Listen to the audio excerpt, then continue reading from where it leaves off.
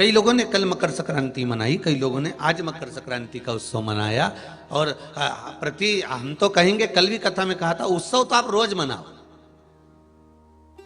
रोज दिवाली मनाओ, रोज गुजिया पपड़िया बनाओ, है? रोज लड्डू बनाओ, रोज मकर संक्रांति अपनी। तो शिव महापुराण की कथा कहती है, प्रत्येक दिन, प्रत्येक घड़ी, प्रत्येक पल, प्रत्येक नक्षत्र, प्रत्येक समय आपको ऐसे जीना चाहिए कि हमारा रोज का उत्सव है। क्योंकि जीवन का क्या ठिकाना, इस मानव देह का कोई ठिकाना है कि आज है कल नहीं, कौन भरोसा। और एक प्रसन्नता सबसे ज्यादा आप श्रोता भाई बहन की है कि मेरी बहनें, मेरी माताएं, मेरी दीदियां, मेरी बेटियां अगर टीवी के सामने बैठकर कथा नहीं सुन पाती हैं तो मोबाइल पर मेरे भाई इस पावन शिव महापुराण की कथा को मोबाइल के माध्यम से भी सुन रहे हैं। कई कुंड, कई बावड़ियां, कई तालाब, कई सरोवर ऐसे ऐसे हैं जिन सरोवर तक हम पहुंच नहीं पाते।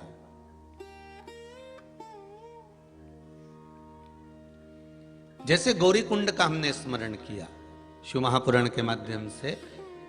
परसों एक गौरी कुंड का स्मरण करा था कि वो पार्वती जी के तप से प्रबल हुआ था, और दूसरा गौरी कुंड का स्मरण करा जहां पार्वती मैया ने श्रृंगार किया था। एक सुंदर संवाद शिव महापुराण के अंतर्गत आता है कि आप जिस जगह पर श्रृंगार कर रहे होते हैं, या नारी जिस जगह पर तैयार हो रही होती है या श्रृंगारित हो रही होती है, जरा विचार करिएगा। मां जगतजननी जगदम्बा माता पार्वती जहां श्रृंगार करने गई है, ऐसे स्थान पर पहुंची है जहां कोई आ नहीं सकता।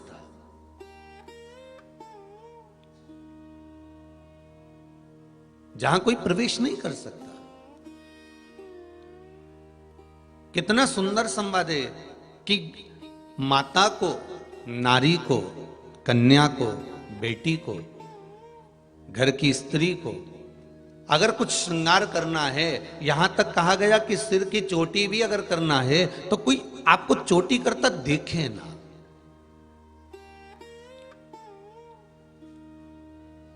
आपके श्रृंगार करते हुए किसी को आपका दर्शन ना हो। उस समय आप जब श्रृंगार धारण कर रहे हो उस समय पर कोई आपको देखे ना, किसी की दृष्टि आपके श्रृंगार पर ना पड़े। फिर वही बात आ गई, भजन, भोजन, धन और नारी पर्दे में अच्छे लगते हैं। भजन हो, जैसे साधु संत सन्यासी तपस्वी साधक अपने एक वस्त्र के अंतर्गत, एक झोली के अंतर्गत जैसे भजन करते हैं, गौमुखी के अंतर्गत या एकांत में बैठकर भजन, भोजन, धन और नारी। आप भोजन भी करें तो एकांत में करें, पैसा भी रख रहे हैं, संभाल कर रख रहे हैं तो एकांत में रखें। कहीं जा रहे हैं और उस धन को आप कहाँ लेकर जा रहे हैं, कैसे लेकर जा रहे हैं, कहाँ छुपा कर लेकर जा रहे हैं, किसी को मालूम ना पड़े। और घर में भी रखें तो धन को भी पर्दे में रखें। और नारी, स्त्री, ये भी पर्दे में रहे। भजन भोले बाबा का करते रहोगे तो संसार सागर से तरते रहोगे। इसलिए शास्त्र कह रहा है कि भगवान की भक्ति में डूबो, भगवान के भजन में डूबो, स्मरण में डूबो, संकीर्तन में डूबो, नाम जाप में डूबो। जीवन का क्या ठिकाना।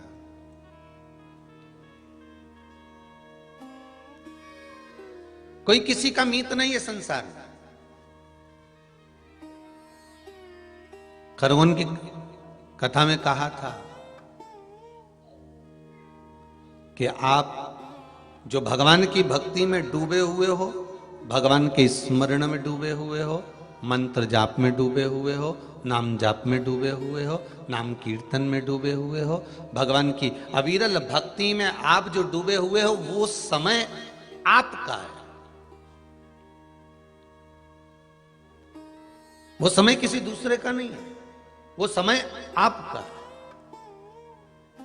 मैं तीनों परिवारों को, मंगल परिवार हो, गुप्ता परिवार हो, चाहे शर्मा परिवार हो, तीनों से कहूंगा, आपने अपनी जिंदगी में भले सारा समय निकाला होगा, परिवार को, कुटुंब को, कबीले को, नातों को, रिश्तों को, सबको साधा होगा, पर जो समय आपने 7 दिवस का इस पावन शिव महापुराण को दिया है और अपना समय देकर अपने समय को संवार लिया है। घड़ी की दुकान पर घड़ी लेकर पहुंचे हो सही करवाने के लिए,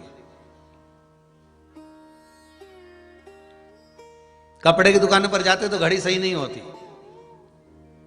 सोने की दुकान पर जाते तो घड़ी सही नहीं होती, लोहे की दुकान पर जाते तो घड़ी सही नहीं होती, पर घड़ी की दुकान पर घड़ी लेकर पहुंचे हो, इसलिए घड़ी ठीक हो जाएगी। ये विश्वास मानिए। थोड़ा समय जरूर लगता है,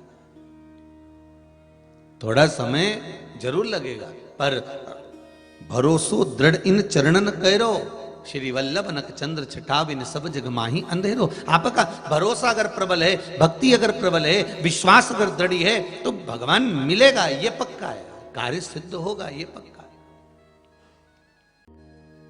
कई लोग कहते हैं गुरुजी आप इतना इतना बड़ा बड़ी बात कर देते हो कि 3 महीने में बाबा वापिस बुला लेगा।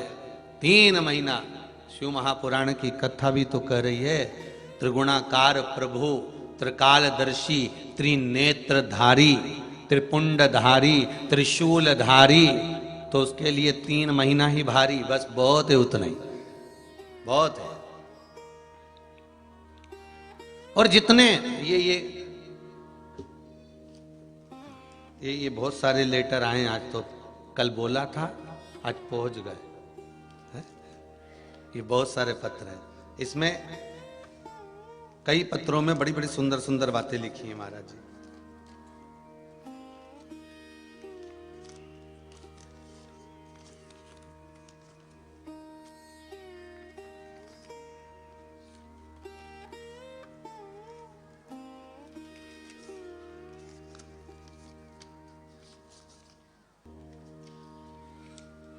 सुनील जी राठौर हैं, घनश्याम दास नगर इंदौर से हैं। आपका पत्र जो मिला है उसमें आपने बड़ी सुंदर बात लिखी है, दोनों पत्र टाइप करके आपने भेजे हैं।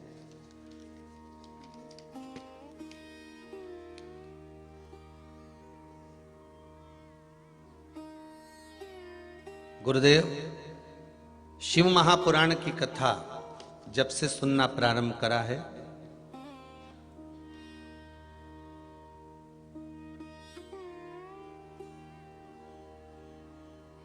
गुरुजी व्हाट्सएप पे पत्र भेजे थे पर वो हम बता नहीं पाए, फिर हमने मैसेज भी करा, वो भी कनकेश्वरी ग्राउंड में जब कथा थी जब भी हमने बोला, पर हमारे बात नहीं हो पाई, इसलिए हमने पत्र डाक द्वारा भेज दिया। इस पत्र को आप तक पहुंच गया भैया। हो सुनील जी राठौर जी, आपका पत्र पहुंच गया। आपने लिखा है, क्या मृत्यु के पश्चात देहदान कर सकते हैं? शिव महापुराण की कथा कहती है, जीते जीवी प्रयास करिए कि इस देह से किसी का बुरा ना हो, लोगों का भला ही हो। और मरने के बाद भी आपकी देह से अगर किसी का भला हो रहा है तो आप दान कर सकते हो, मना नहीं है। आपने पत्र में लिखा है, क्या मृत्यु के बाद में देहदान कर सकता हूं? क्यों नहीं कर सकते? जीते जीवी शरीर से अगर किसी का भला हो रहा है, अगर जीते जीवी शरीर से किसी का भला हो रहा है तो जरूर करना, इस शरीर से किसी का बुरा मत करना। और मृत्यु के बाद भी अगर मैं देना तो करो, कोई दिक्कत नहीं। अगर किसी का भला होता है तो, किसी का अगर भला हो रहा है तो आप कर दीजिए। कई लोग कहते हैं महाराज जी वो नेत्रदान करते हैं तो लोगों ने भ्रम फैला दिया कि साहब हम नेत्रदान कर देंगे तो अगला जन्म होगा तो अंधे बन के पैदा होंगे। हे भगवान।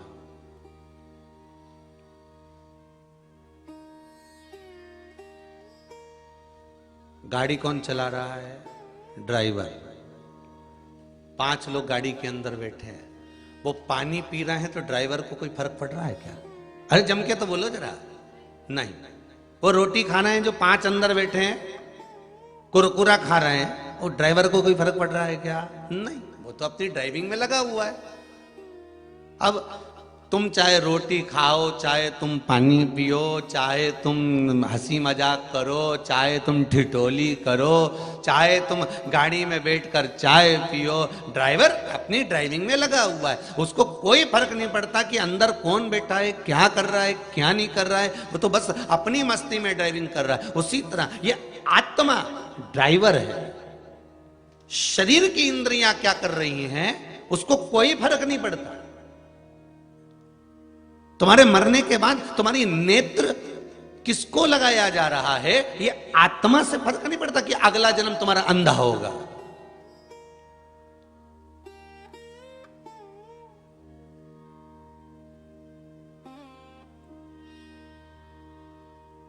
अगर मैं ब्लड दान करूंगा, कमजोरी आ गई तो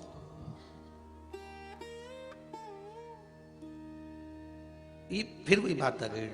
ड्राइवर के ऊपर कोई फर्क नहीं पड़ता, आत्मा के ऊपर कोई फर्क नहीं पड़ता। आपके प्राण छूटने के बाद वो शरीर जो अग्नि दी जा रही है, अगर आप नेत्र दान कर कर किसी की नेत्र की ज्योति दे सकते हो तो जरूर देकर जाओ, मना नहीं है। कुछ कर्म ऐसा कर कर जाइए अपने जीवन में, कोई जरूरी नहीं।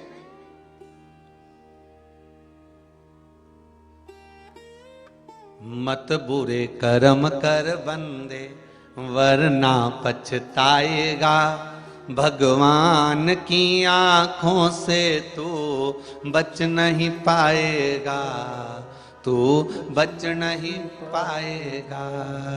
अरे ओ अज्ञानी मत करना दानी। कर्म करो। फिर आपने पत्र में एक बहुत सुंदर बात लिखी, गुरुजी,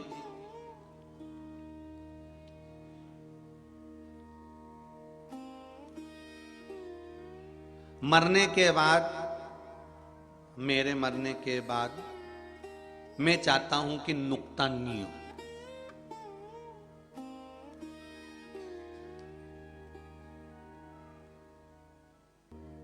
ठीक है, तुम्हारी मर्जी।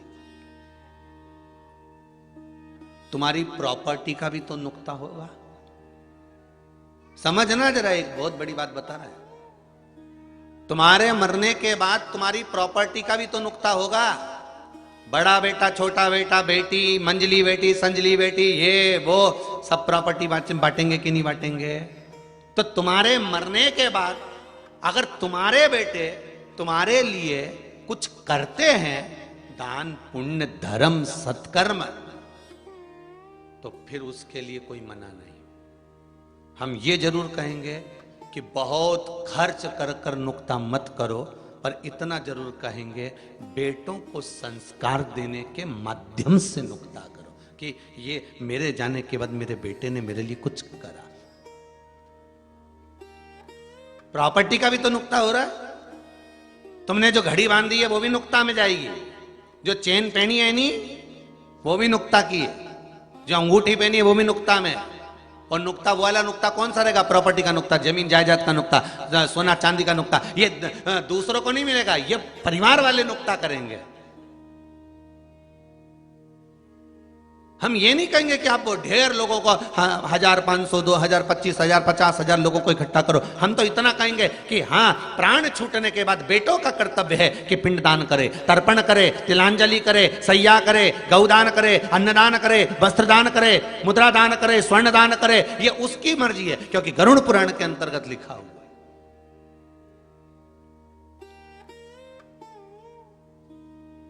गरुड़ पुराण के अंतर्गत लिखा हुआ है।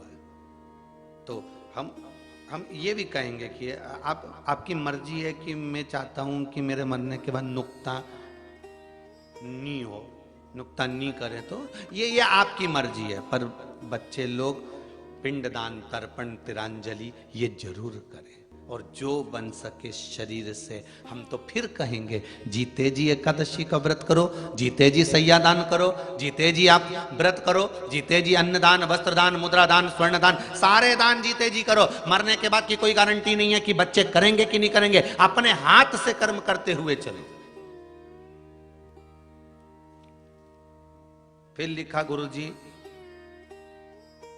आजीवन भोजन भंडारे के सहयोग करना चाहता हूं, जिससे मेरे बाद में कोई करे नहीं करे। हाँ, ये चीज आप कर सकते हो, कोई दिक्कत नहीं। अपने जीते जी करो, जो कर्म हम कर सकते हैं अपने जीते जी कर लीजिए। करो भगवान का भजन। जितने लोग टीवी के माध्यम से कथा सुन रहे हैं, फेसबुक यूट्यूब पर कथा सुन रहे हैं, इनको तो मैं बार बार साधुवाद देता हूं, धन्यवाद देता हूं कि आप जो कथा श्रवण कर रहे हैं अपने जीते जी कर रहे हैं। मरने के बाद की कोई गारंटी नहीं है साहब कि ये मिलेगा कि नहीं मिलेगा। करो भजन कर भरी जवानी में, बुढ़ापा किसने देखा।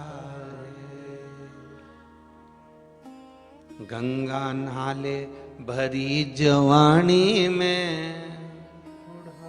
बुढ़ापा में हापड़ी चल जाएगी। ज्यादा ठंडा पानी में नहाएगी तो फिर, अरे बोलो तो जम के है? अब तुम के अब बुढ़ापा आ गया, विचार करा कि भाई एक काम करे, थोड़ा सा ये बुढ़ापे में गंगा नहाने चले जाऊं, तो चले भले जाओगे, मना नहीं है।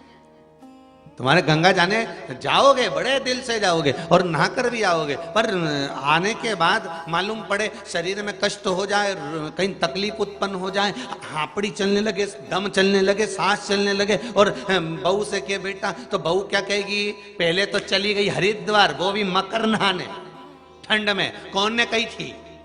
हमने तो मना करी थी ना तुमको, घर में ना लेती। पर तुमने चले तो गए हो, तुम पहुंच तो गए हो तुम। पर फिर ध्यान देना महाराज, हमारा निवेदन केवल इतना सा है कि परिवार में, कुटुंब में, नातों में, रिश्तों में रहकर परिवार की जैसी धारणा हो, उसके अनुसार भगवत भजन करो। शरीर सधे साधो, शरीर से बने करो, और जब शरीर से ना बने, फिर कल वाली बात आ गई, जब तक शरीर चले और तुम्हारे घर में चले, तब तक सारे अच्छे काम कर लो। आवाज पकड़ रहा है, थोड़ा आवाज बढ़ाओ। सारे अच्छे काम कर लो, इसके बाद का कोई ठिकाना नहीं। जितने अच्छे काम कर सकते हो करो। और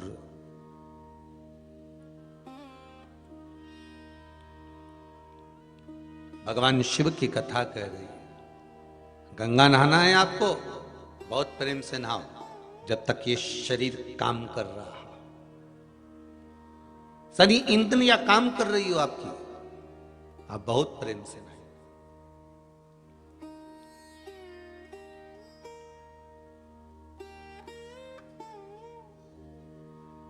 श्वास रुक जाएगी चलते चलते, क्षमा बुझ जाएगी जलते जलते, दम निकल जाएगा रोशनी का, क्या भरोसा है इस जिंदगी का।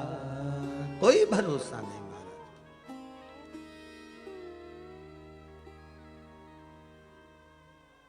कोई भरोसा नहीं। थोड़ा सा कर्म अच्छा करिए,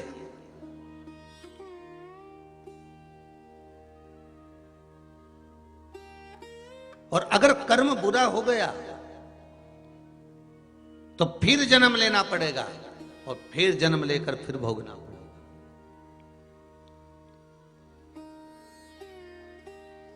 गंगा की कथा कर रही है, शिव महापुराण की कथा कर रही है।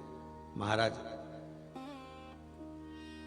एकांत में बैठकर, एक सुंदर कुंड के पास बैठकर गंगा मैया, पार्वती मैया श्रृंगार करी है।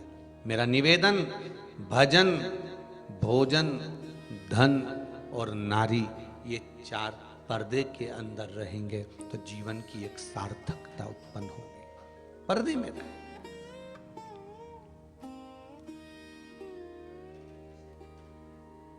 बहू सोचे मैं पर्दा करूंगी तो सास का सम्मान होगा, या सास सोचे कि मैं पर्दा करूंगी तो गांव का सम्मान। पर्दा मतलब ध्यान रखना, सिर पे पल्लू, मस्तक पर ये जो पल्लू होता है ये केवल आदर का भाव जताता है, पर साथ में 2 चीजें करता है। एक, हमारे मस्तक पर हमारे पूर्वजों का आशीर्वाद बना रहता है। दूसरा, सिर पे अगर पल्लू है तो लक्ष्मी हर पल, हर घड़ी, हर क्षण आपके साथ रहती है। मेरा एक निवेदन रहेगा, कभी प्रैक्टिकल कर देखना।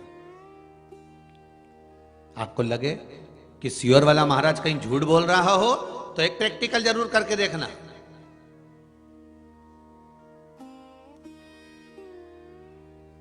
एक बार पल्लू नीचे गिराकर बाजार में 1 रुपया लेकर मत जाओ, और अगर सिर पे पल्लू डालकर एक बार प्रयास करना कि मर्यादित तरह से सिर पर पल्लू लेकर 1 रुपया भी बाजार में लेकर नहीं गए और कोई चीज आप खरीद कर लेकर आए हो, तो वो जिसकी दुकान से आपने सामान खरीदा भले वो पहचानता नहीं है, पर मर्यादा का फल देखिएगा कि सिर पर अगर पल्लू रहता है तो लक्ष्मी कहीं से भी किसी रूप में भी व्यवस्था करवा देती है। पल्लू के महत्व को जानो जरा।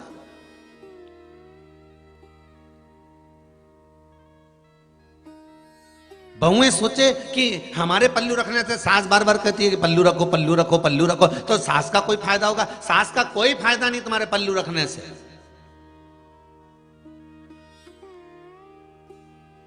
उसको कोई फर्क नहीं पड़ता, पर फर्क अपने जीवन पर पड़ता है। आप अगर 1 लोटा पानी चढ़ा रहे हो ना शिव जी को, आप अगर एक फूल चढ़ा रहे हो या एक बेलपत्री चढ़ा रहे हो, चढ़ी चढ़ाई बेलपत्री को उठाकर भी अगर आप शंकर भगवान पर चढ़ा रहे हो, अगर एक पुष्प भी शिव जी को चढ़ाया जा रहा है, 1 लोटा पानी भी अगर शंकर जी को चढ़ाया जा रहा है, एक जल का पात्र शिव जी को अगर समर्पित कर रहे हो, तो ये भले तुम्हें आज कुछ मिला कि नहीं मिला पता नहीं, पर यह पक्का है कि इस जल के पात्र की गणना भगवान के पास रहेगी और वो फल तुमको प्राप्त जरूर होगा। वो फल तुम्हें जरूर मिलेगा। एक पत्र में कहा है किसी भाई ने कि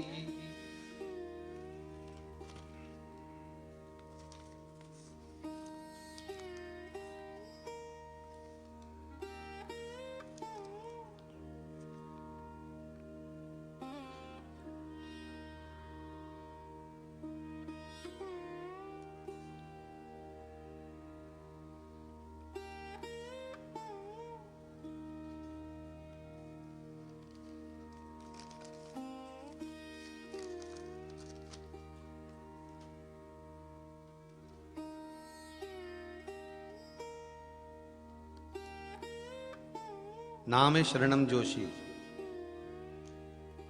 गांव बोड़ा, तहसील नरसिंहगढ़, जिला राजगढ़, मध्य प्रदेश से हैं। इन्होंने पत्र में लिखा है,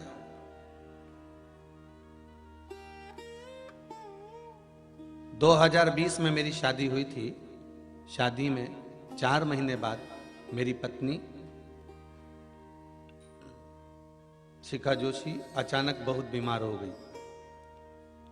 इतनी बीमार हो गई कि पूरे 3 माह तक बिस्तर पर, पलंग पर ही रही, उठ नहीं पाई।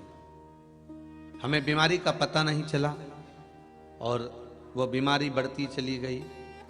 पलंग से वो उठ नहीं पाई। सारे डॉक्टरों को दिखाया, यहां तक कि हम अहमदाबाद तक लेकर चले गए। पत्र लिख रहा है,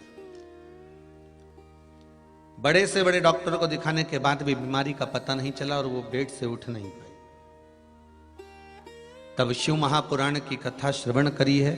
उस पुराण में से गन्ने के रस वाला एक उपाय करना प्रारंभ किया है और एक शिव महापुराण के अनुसार जो जो उपाय आपने बताए वो करना प्रारंभ करा है।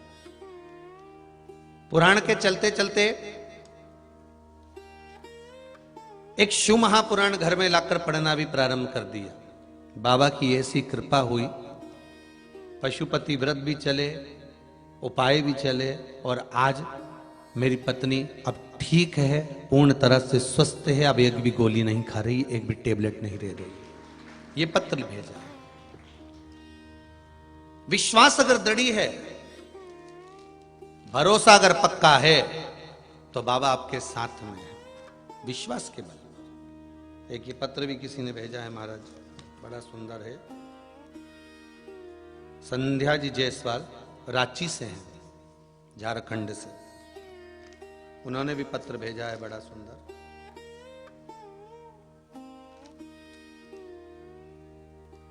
मैं कोरोना ग्रसित हो गई थी, 90% फेफड़ों ने काम करना बंद कर दिया था। रांची से भेजा है पत्र, रांची से आया। 90% फेफड़ों ने काम करना बंद कर दिया था, हॉस्पिटल में पड़ी रही। बाबा की कृपा ऐसी है कि हॉस्पिटल में रहकर भी श्री शिवाय नमस्तुभ्यम का जाप कर रही थी, और शंकर की कथा मेरे परिवार वालों ने मुझे हॉस्पिटल में श्रवण करवा दी मोबाइल पर। बाबा ने ऐसी कृपा करी कि मुझे आईसीयू से बाहर कर दिया कुछ ही दिन में, और मैं ठीक हो गई। ये मेरे शंभू की कृपा हुई है। जब 59 वर्ष की हूं, 59 में, बाबा ने ऐसी कृपा कर दी कि अब मैं बिल्कुल ठीक, बाबा की कृपा से। ये शिव कृपा है, शंकर की उदारता। आपका विश्वास अगर दृढ़ है, शंकर के प्रति आपका भाव अगर जागृत है, शिव के प्रति आपकी चित्त वृत्ति मन रमा हुआ है, तो फिर आप घबराने की जरूरत नहीं। फिर निवेदन है, एक लोटा पानी, एक बेलपत्र, एक फूल भी अगर आप, मैं ये नहीं कहूंगा कि आप रोज बेलपत्र चढ़ाओ, या रोज फूल चढ़ाओ, या रोज चावल चढ़ाओ, या रोज आप हम मूंग चढ़ाओ। कई लोगों को सोचने में आता होगा कि गुरुजी ने तो कह दिया कि सोमवार की अष्टमी आए तो मूंग चढ़ाओ, ये त्योहार आए तो ये चीज चढ़ाओ। पर हम अगर कर रहे हैं और आपने अगर दिल से करा है, तो उसका फल आपको दिल से मिलेगा भी, ये निश्चित। आप करो तो उसको। कई लोग तो इसलिए करते हैं उपाय कि महाराज ने बोला जरा देखें होए कि नहीं होए। पर मेरा बाबा तो बाबा ही है ना।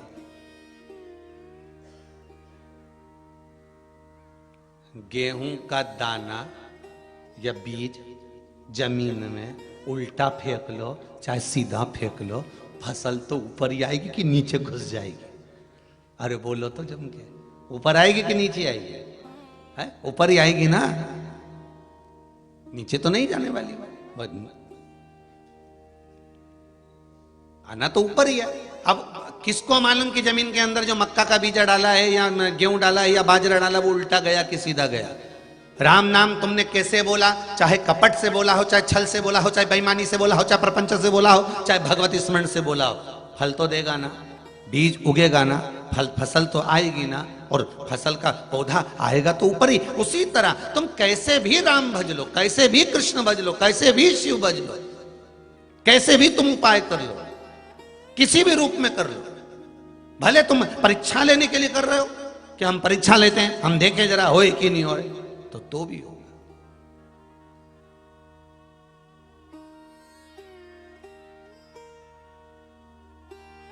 अब इनको कोई बताने गया था कि रांची से तुम पत्र लिख कर भेजना, पर हृदय की बात सामने आई है।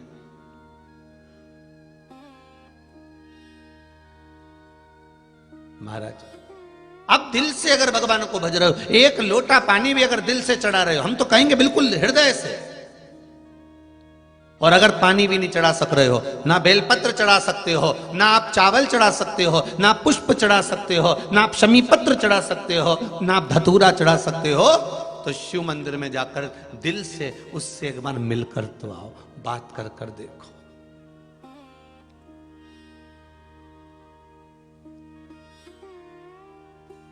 हर चीज का हल है बात। किसी से झगड़ा करना, खूब झगड़ लेना, तुमसे जितनी मर्जी हो उतनी तेज झगड़ लेना, पर शिव पुराण कहती है बात बंद मत करना, बात बंद मत करना। एक पति पत्नी में झगड़ा हो गया, वो दोनों एक दूसरे से बात नहीं करे, 3 महीना हो गया। बात भले नहीं करे पर दोनों एक दूसरे का काम जरूर करे। सुबेरे पत्नी उठे 7 बजे, चाय बना के टेबल पे रख दे, बोलते नहीं दोनों।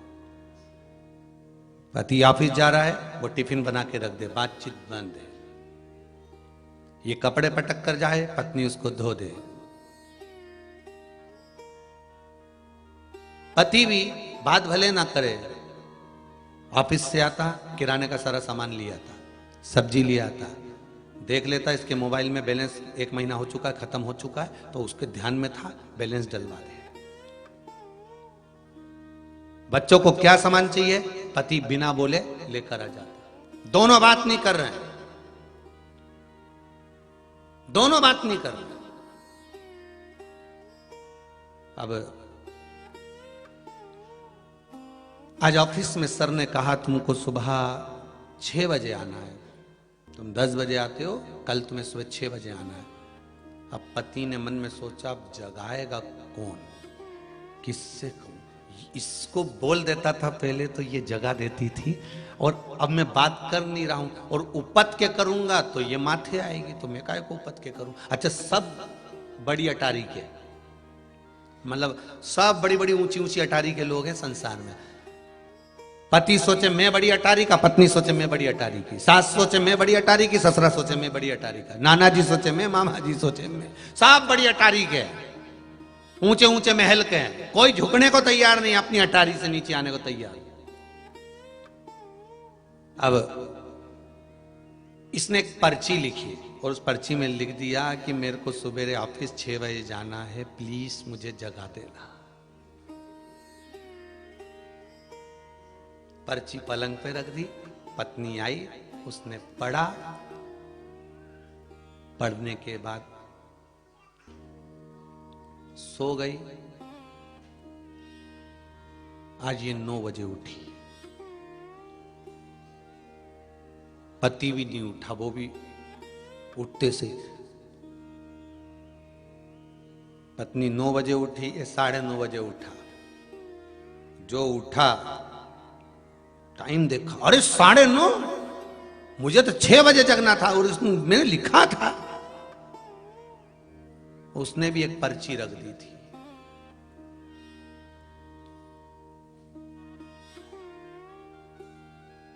उसने भी एक पर्ची रख दी थी नीचे, 6 बज गए हैं, उठ जाओ।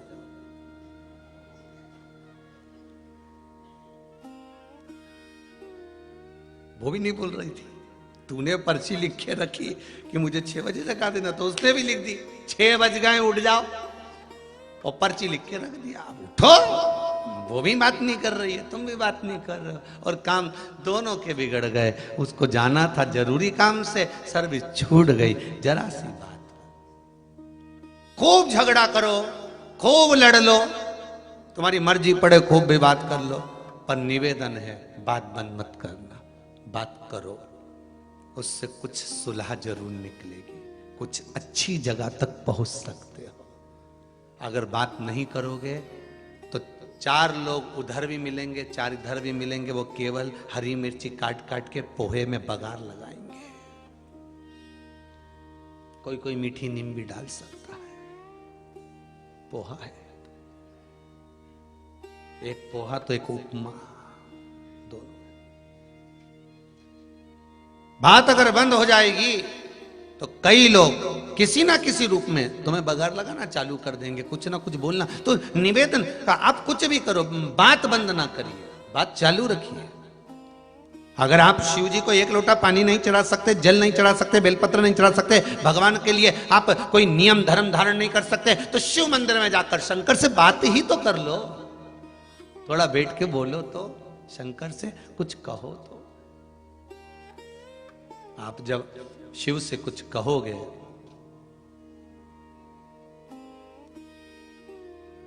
तो बाबा क्यों ना स्वीकार करेगा। आपका विश्वास प्रबल है तो शिव मिलन भी प्रबल है। महाराज, एक सुंदर एक बार भगवान शिव ओघड़दानी त्रिकादर्शी कैलाशी शिव भगवान शंकर विराजमान थे कैलाश पर्वत पर।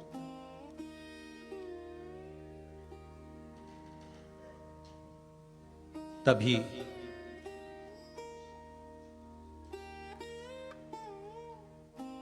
भगवान शिव जब कैलाश पर विराजमान थे तो मां आद्यशक्ति मां पार्वती जी ने भगवान शिव से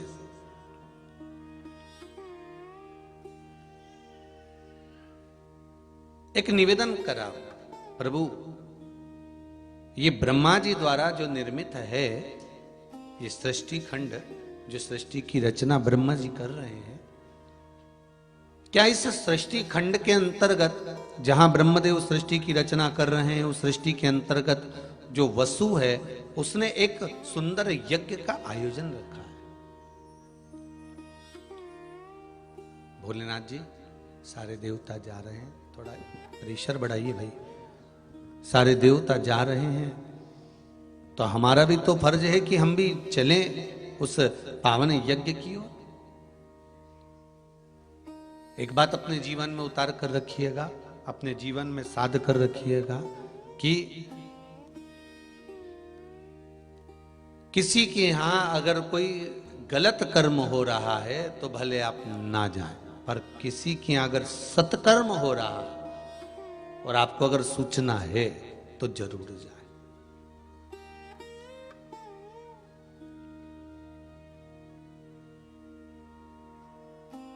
पर यदि अहंकार को रखकर कोई कर्म किया जा रहा है तो भले मत जाना। अभिमान को रखकर अगर कोई कर्म किया जाए तो वहां बिल्कुल ना जाए। यहां तक शिव महापुराण की कथा कहती है महाराज जी, अगर एक यज्ञ दक्ष प्रजापति ने रखा था और केवल अभिमत्ता में रखा था, सबको बुलाया और भगवान शिव के पास में कोई निमंत्रण नहीं गया। स्वयं देव ऋषि नारद ने भी जाकर कहा था उनसे, भगवान नारद जी महाराज भी जाकर बोले थे, श्री देव ऋषि नारद जी ने भी जाकर कहा था कि दक्ष प्रजापति शिव आपके दामाद हैं, जमाई है,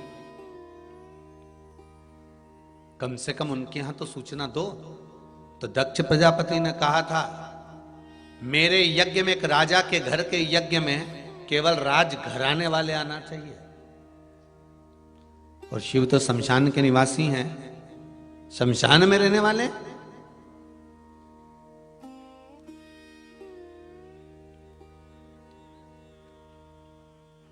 मैं नहीं चाहता कि शंकर यहां आए। अब ये अभिमान, अहंकार, अभिमत्ता दिखाने के लिए तो कहीं ये यज्ञ नहीं रखा।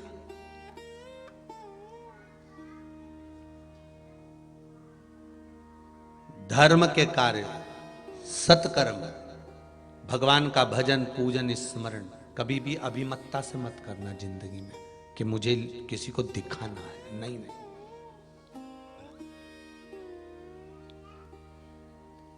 धर्म के कार्य में दिखावा नहीं होना चाहिए।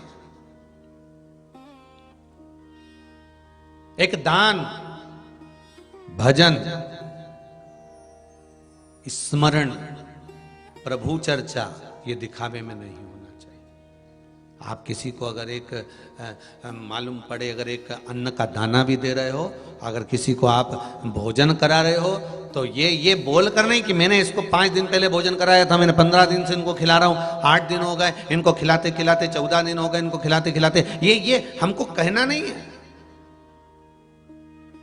आप जब सत्कर्म करते रहोगे, आप जब दान करते रहोगे, आप जब पुण्य करते रहोगे, आप जब कुछ प्रबल कर्म करते रहोगे, तो दुनिया की दृष्टि में तो वैसे ही आ जाओगे।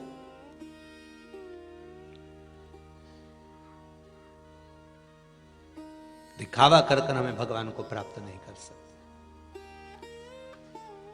और अगर हो सकता है कि कोई आपको दिखावे से मिल भी जाए, पर ये शिव महापुराण की कथा कहती है कि मेरा शंकर आपके दिखावे से कभी प्रसन्न नहीं हो सकता।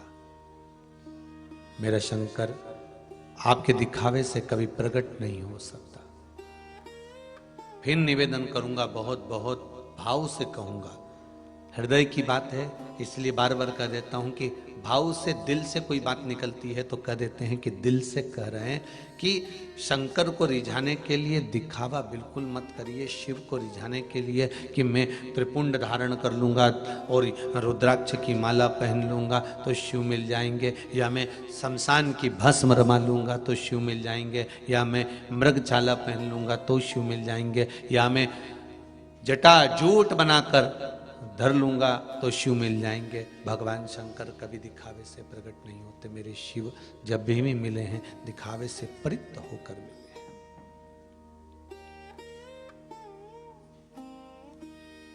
उज्जैनी की कथा, भगवान महाकाल राजा के उस समय पर जो राज्य था राजा का, उस समय पर जो राजा विराजमान थे, एक छोटा सा बच्चा अपनी मां, जो मां बेधव्य थी, पिता नहीं था उस बालक का, पहले कथाओं में वर्णन किया है। छोटा सा बच्चा भगवान शिव के मंदिर में जाता है, स्मरण करता है, संकीर्तन करता है, दान करता है, पुण्य करता है, मां से पूछता है कि शिव की भक्ति कैसे प्राप्त हो। मां ने कह दिया एक शिवलिंग का निर्माण कर कर, उसका पूजन कर कर, उसका भजन कर कर, उसी से सुख की प्राप्ति उत्पन्न हो सकती है। और वो बच्चा, वो बालक शिव भक्ति में रम गया। अब वो बालक ना तो शंकर भगवान का अभिषेक जानता था, ना वो बालक शिव जी का कोई पाठ जानता था, ना वो बालक शंकर की पूजन कैसे होती है वो भी नहीं जानता था। ना वो पाठ जानता है, ना वो पूजन जानता है, ना वो अर्चना जानता है, ना वो सेवा जानता है, ना वो आराधना जानता है। वो तो केवल एक चीज जानता है कि मेरी माँ शिव मंदिर में जाती है तो मुझे शंकर जी के मंदिर जाना है, मुझे शंकर जी का अनुमोदन करना है, मुझे शंकर जी का स्मरण करना है, मुझे शिव भगवान पर एक लोटा जल चढ़ाना है। छोटा सा बालक ना स्तुति जानता है, ना मंत्र जानता है, ना साधना जानता है, ना तप जानता है। अब बहुत सुंदर बात उठाकर देखना, प्रहलाद के चरित्र को उठाकर देखो तो वो तप साधना में डूबे थे। डूबे थे कि नहीं डूबे थे? भगवान की भक्ति में डूब गए। ध्रुव जी का चरित्र उठाकर देखो तो वो भगवान की भक्ति में डूब गए। मीराबाई का चरित्र उठाकर देखो, मीरा भगवान की अविरल भक्ति में। पर ये बालक तो छोटा सा बालक है, मात्र 4 वर्ष का बालक, केवल 4 वर्ष का बालक, और वो जानता ही नहीं कि पूजन कैसे होती है, उसको पहचानता ही नहीं कि भजन कैसा होता है। उसको तो इतना मालूम है कि माँ एक लोटा पानी लेकर जाती है, शिव जी को समर्पित करती है, शंकर भगवान पर जल समर्पित करती है, शंकर भगवान को बेलपत्र समर्पित करती है, शंकर भगवान को पुष्प समर्पित करती है। उसने भी बस इतना ही देखा था कि शंकर भगवान की भक्ति ऐसे करना चाहिए, शिव के मंदिर जाना है, एक लोटा पानी चढ़ाना है, बेलपत्र चढ़ाना है, पुष्प चढ़ाना है, अक्षत चढ़ाना है, ये उसने देखा है। और देखकर अपने भीतर भगवान की भक्ति को धारण कर लिया अपने भीतर। फिर हुआ क्या, मां क्रोध में आ गई एक दिन, और मां ने कहा इतनी छोटी अवस्था में दिन भर पूजन में लगा रहता है, दिन भर पूजन में लगा रहता है। और मां क्रोध में आई और उसने शिवलिंग उठाकर फेंक दिया।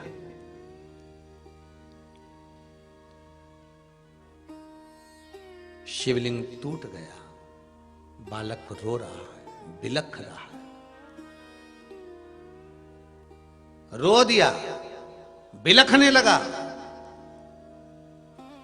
और बालक जब रोया बिलखा तो काल अधिपति महाकाल बाबा उसी समय उस बालक के सम्मुख में प्रकट हो गए। मेरा महाकाल राजा स्वयं प्रकट हुआ और उस बालक के सम्मुख में प्रकट होकर उस माता के सामने कहते हैं कि तेरे बालक ने निष्कपट भाव से मेरा भजन करा था, इसलिए मेरा दर्शन हुआ है।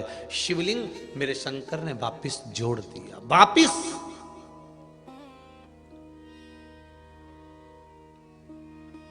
अब विचार करिए, मां मना कर रही है पर निर्मल भक्ति थी। कई घर ऐसे हैं, जितने आस्था चैनल पर कथा सुन रहे हो, फेसबुक यूट्यूब पर कथा श्रवण कर रहे हो ना, कई घर ऐसे हैं, आप पूजन करने जाओगे तो किसी घर में पति नाराज होगा, किसी घर में पति पूजन करेगा तो पत्नी नाराज होगी, किसी घर में कोई पूजन करेगा तो हो सकता है सास नाराज होगी, सास पूजन कर रही है तो बहू नाराज होगी। घर परिवार में तुम सोचो कि सब एक जैसे मिल जाए, तुम्हारे जैसे मिल जाए, कि सब पूजन करें, सब आराधना करें, सब लोटा भर भर कर पानी चढ़ाएं, तो सब एक जैसे नहीं मिल सकते। घर में सब एक जैसे प्राप्त नहीं होंगे। कोई कोई तुम्हारा पाँव खींचने वाला होगा, कोई तुम्हारा हाथ खींचने वाला होगा, कोई तुम्हारे लिए अपशब्द कहने वाला होगा, कोई तुम्हारे लिए ताने देने वाला होगा, कोई तुम्हारे लिए शब्दों के बाण छोड़ने वाला होगा। उसका कारण क्या होता है? उसका एक कारण है, और सबसे प्रबल कारण उसका एक है कि भगवान की भक्ति में तुम्हें जोड़ना। निंदा करने वाले को भगवान क्यों भेजते हैं? कि तुम्हारी भक्ति की परीक्षा लेते हैं कि तुम्हारी भक्ति प्रबल है कि नहीं।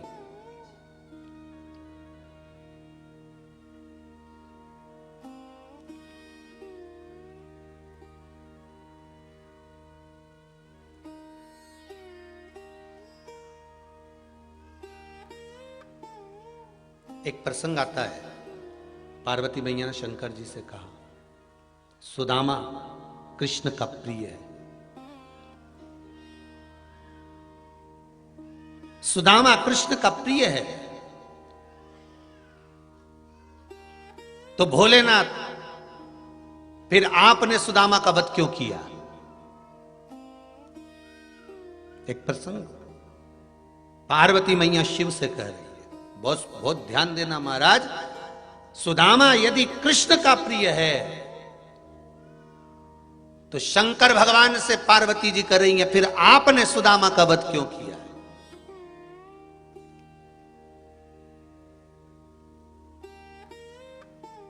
फिर आपने सुदामा का वध क्यों करा? स्कंद पुराण, बड़े ध्यान से पढ़ना स्कंद पुराण को। स्कंद पुराण में वर्णन आता है, देवी भागवत में वर्णन आता है कि भगवान कृष्ण बिरजा सखी से बात कर रहे हैं। गौलोक धाम की कथा है ये। कौन से धाम की कथा है? गौलोक धाम।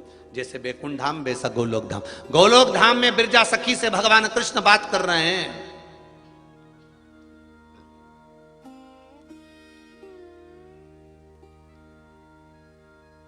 और भगवान कृष्ण बिरजा सखी से बात कर रहे थे। आज बिरजा सखी भगवान कृष्ण के नजदीक में बैठी हुई और बड़ी बड़ी मीठी मीठी बात कर रही है। और बिरजा सखी, और ये बिरजा सखी भगवान कृष्ण के ऊपर आसक्त है।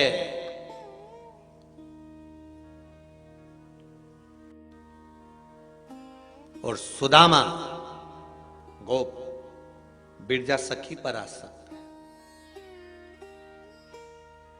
यह प्रसंग आपको स्कंद पुराण में भी है और यह प्रसंग आपको देवी भागवत में भी है। बड़े ध्यान से सुनिएगा महाराज, दोनों जगह पर यह प्रसंग आपको मिल जाएगा। जिनके हृदय में संशय हो वो स्कंद पुराण भी पढ़ सकते हैं, देवी भागवत भी पढ़ सकते हैं।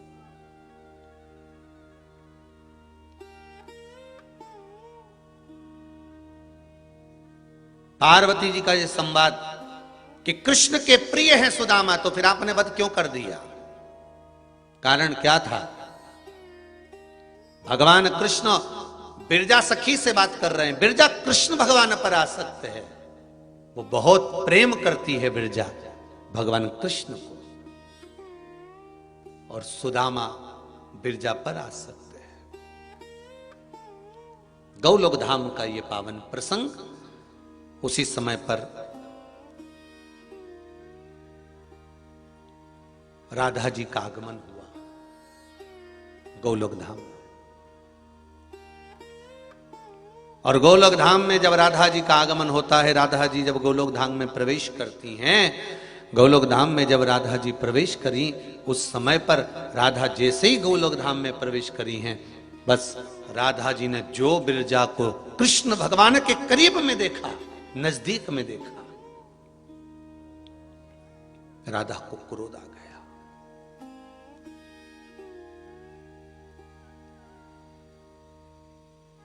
राधा जी को क्रोध आया और राधा जी को क्रोध आया तो राधा महारानी उसी समय पर क्रोध में लाल होकर बोली, रे बिरजा, तू मेरी सखी होकर तू कृष्ण के करीब में बैठी है,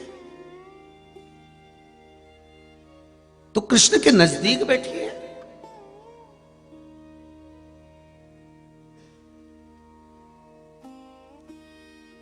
राधा जी कहती है, बिरजा, मैं तुझे श्राप देती हूं, जो कृष्ण मेरे स्वामी हैं, गोलोक धाम के स्वामी भगवान कृष्ण के पास में बिरजा तू बैठी है, मैं तुझे श्राप देती हूं कि तू भूमंडल पर जाएगी, मृत्यु लोक में जाएगी। ये मेरा श्राप है तुझको।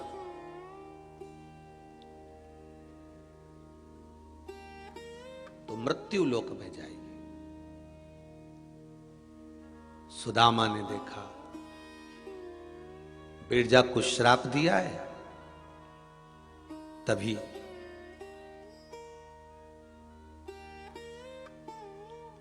सुदामा ने भी कह दिया, राधा, मैं तुझे श्राप देता हूं राधा, मृत्यु लोक में तुम भी अवतरित होगी द्वापर में, और तुम्हें कृष्ण का वियोग सहन करना पड़ेगा।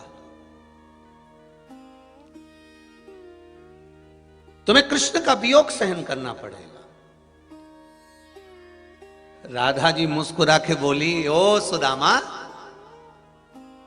ओ सुदामा, तू मुझे द्वापर में आने की बात कहता है, मैं तुझे द्वापर से पहले राक्षस बनने का श्राप देती हूं। मृत्यु लोक में सुदामा तू राक्षस बनेगा।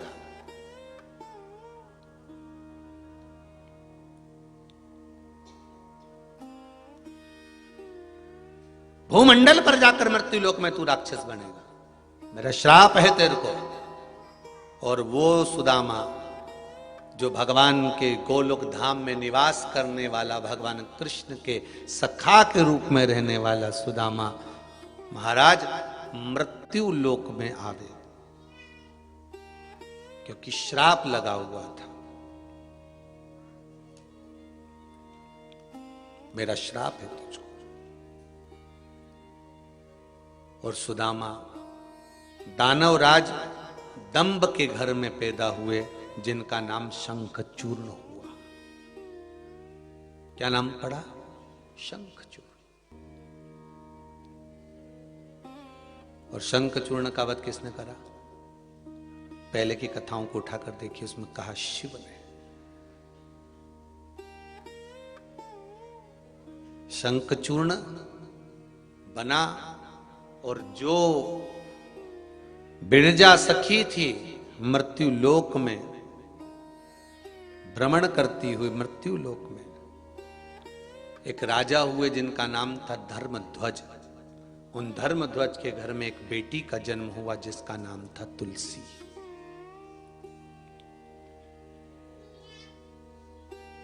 ये भगवान कृष्ण को प्रेम करने वाली तुलसी, भगवान कृष्ण को स्नेह करने वाली तुलसी, भगवान कृष्ण को अधिक स्नेह करने वाली वो बिरजा सखी आज तुलसी बनकर प्रकट हो गई।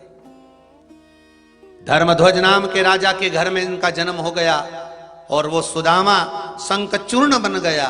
और शंखचूर्ण बनकर सुदामा शंखचूर्ण बनकर अपनी सत्ता को धारण करते थे, क्योंकि राक्षस घर में पैदा हुए थे। महाराज एक बार ब्रह्मा जी का तप करा इस शंखचूर्ण ने, और ब्रह्मदेव से वर मांगने का चाहा। ब्रह्मा जी वर दीजिए। क्या वर चाहिए तुमको? मुझे वर दीजिए कि मेरे प्राण न छूटे। शंखचूर्ण कह रहा है, शिव महापुराण की कथा कर रही है, शंखचूर्ण कह रहा है कि मुझे वर दीजिए मेरे प्राण न छूटे।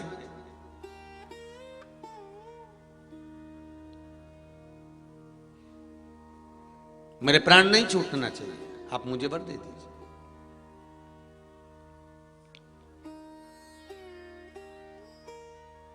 ब्रह्मा जी ने कहा, देखो शंखचूर्ण, प्राण तो छूटेंगे क्योंकि मृत्यु निश्चित है, मरना तो सभी को है, बस भगवान से एक निवेदन जरूर करना, मृत्यु हर एक जीव की आना है, हर एक जीव को जाना है, पर भगवान से एक प्रार्थना करते रहना कि पलंग पर पटक कर सड़ा कर मत मारना। भगवान जैसे आपको ताजा फूल दिया जाता है, बासी फूल पटक दिया जाता है, उसी तरह मुझको भी ताजा बनाकर उठाना। फूल अगर तोड़ना, इस संसार के बगीचे से फूल अगर तोड़ रहे हो तो वो ताजा तोड़ना, सड़ा हुआ मत तोड़ना। भगवान से कहना इस संसार सागर से उठाना, पर मुझे सड़ा कर मत उठाना। पलंग पर पटक दिया, सड़ रहा है, शरीर गल रहा है। बहू ने भी 4 बार गजेंद्र मोक्ष सुना दी, गीता जी का पाठ सुना दी कि डुकरिया अब जाए, माता जी के प्राण अब छूट जाए, नी छूट रहा है। 4 बार एकादशी दे दी, 5 बार गंगा जल पिला दिया, 14 बार नीचे सुला दिया, फिर भी टोकरी जिंदा की जिंदा ही है।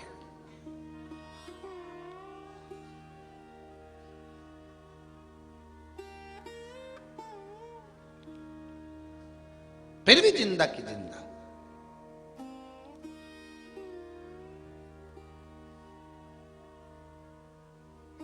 अब घर के लोग कह रहे हैं गुरुजी कोई ऐसा उपाय नहीं मिल जाए जिससे मुक्ति मिल जाए। तो गुरुजी तो बता देगा कि उपाय मिल जाए। एक ही तो उपाय है कि पाप जो करा हुआ है इसको काटो, भगवान के भजन से काटो, काटो इसको।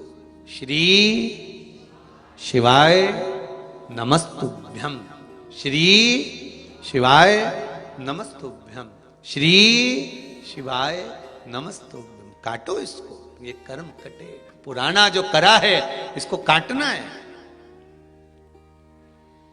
भगवान के मंदिर जाने पर, भजन करने पर, कीर्तन करने पर, मंत्र जाप करने पर, स्मरण करने पर, किसी कुंड में, बावड़ी में, अच्छे सरोवर में स्नान करने पर, गुरु के दरवाजे जाने पर, गुरु का दर्शन कर लेने पर, भगवान का दर्शन कर लेने पर, माता पिता के चरणों को नमन कर लेने पर क्या मिलता है, क्या प्राप्त होता है, क्या मिलेगा हमको?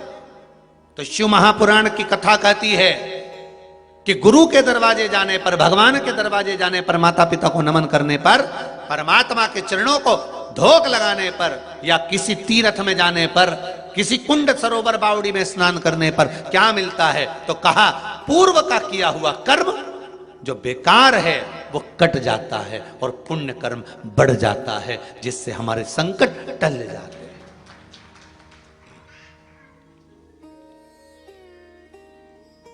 ये एक पत्र लिखा है, संगीता शांतिलाल जी राठौर, जिला शाजापुर, काला पीपल मंडी से है। गुरुदेव 15 साल से किराए के मकान में रह रही थी, पत्र में लिखा है।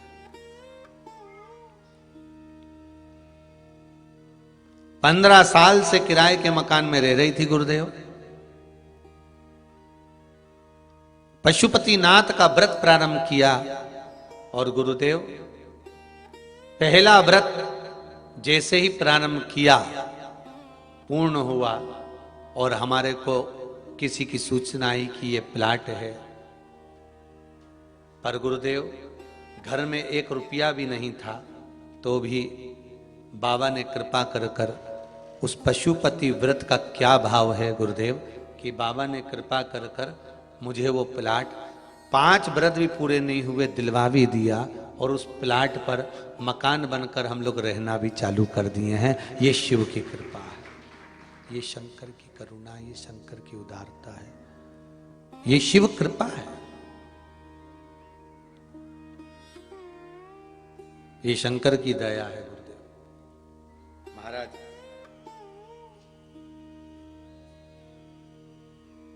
एक पत्र और है, निशा संदीप नामदेव जस बवड़िया से। हम बहुत बहुत आभारी हैं गुरुदेव। हमारा निवेदन है, आभार व्यक्त करना है तो भोलेनाथ जी का करो, क्योंकि गुरु जी कुछ नहीं करता, करता सब भोलेनाथ जी ही है। आभार अगर करना है, बहुत बहुत आभारी हैं। बहुत नीचे थे, बहुत नीचे थे गुरुदेव, बहुत कष्ट में थे। पर जब से बाबा की कथा सुन रहे हैं तब से ऐसी कोई खुशी नहीं जो बाबा ने हमको नहीं दी। सारी दुनिया की खुशी प्रदान कर दी। ये पत्र में लिखा है, निशा संदीप नामदेव, जस बावड़िया से ये पत्र है महाराज, जस बावड़िया से। ऐसा कोई खुशी नहीं जो बाबा ने नहीं दी, सारा सुख दे दिया।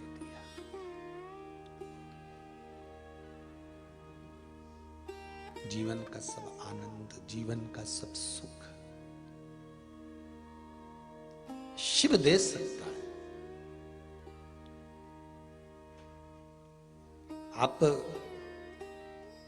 भरोसा रखकर, विश्वास रखकर, दृढ़ता रखकर भगवान से निवेदन करेंगे, भगवान से कहेंगे तो भगवान देगा। क्यों ना देगा? शिव महापुराण की कथा कर रही है।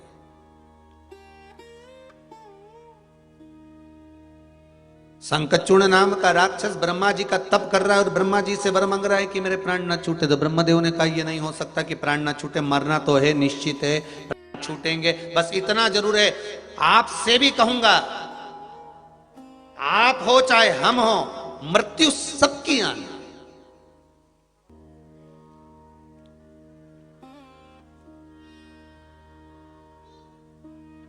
मृत्यु सबकी आना है। बस निवेदन भगवान से करना कि हमको पलंग पर मत पटक देना, हमें किसी रोग, हमें किसी बीमारी में मत पटक देना। आजकल का जो खान पान है ना भाई, आजकल का जो खान पान है ये कोई शुद्ध खान पान नहीं है। सब चीज नकली मिल रही है संसार में, सब कुछ नकली। हम तो कहेंगे पूरे संसार में सब कुछ नकली है, केवल एक ही असली है, भगवान का नाम। दुनिया भर की चीज नकली है और उसको हम खा रहे हैं, शरीर में रोग ग्रसित होते जा रहा है। पहले के समय में ये कैंसर रूपी बीमारी कहीं इक्का दुक्का को सुनने में आती थी साहब, कि किसी को हो गई। कैंसर जैसी बीमारी कहीं इक्का दुक्का को, 2 4 को, 8 को, 15 को सुनने में आती थी। आज के जमाने में कैंसर जैसी बीमारी एक एक शहर में, एक एक गांव में, एक एक नगर में जरा घूम कर आओ तो ढेरों के सामने खड़े मिल जाते हैं कैंसर जैसी बीमारी के।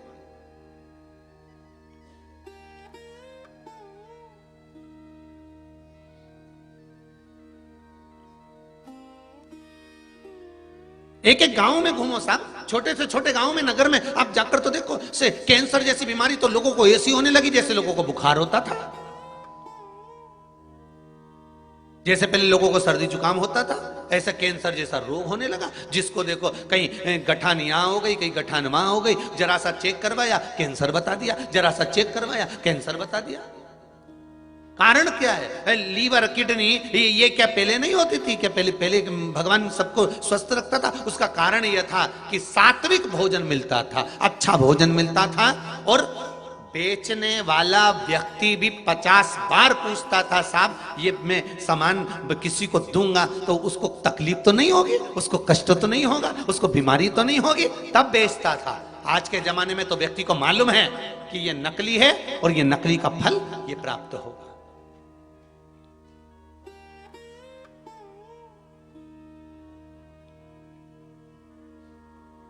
फिर भी बेच रहा है। महाराज, एक करबद्ध निवेदन आप सबसे, रोग बीमारी बहुत बढ़ती जा रही है।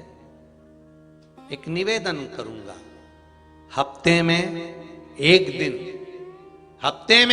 दिन ऐसा बनाओ कि जिस गौशाला में गौ माता को हरा चारा मिलता हो, जिस गौशाला में गौ माता को सात्विक भोजन मिलता हो, उस गौशाला में जाकर गौ माता की, उस गौशाला की सेवा करो।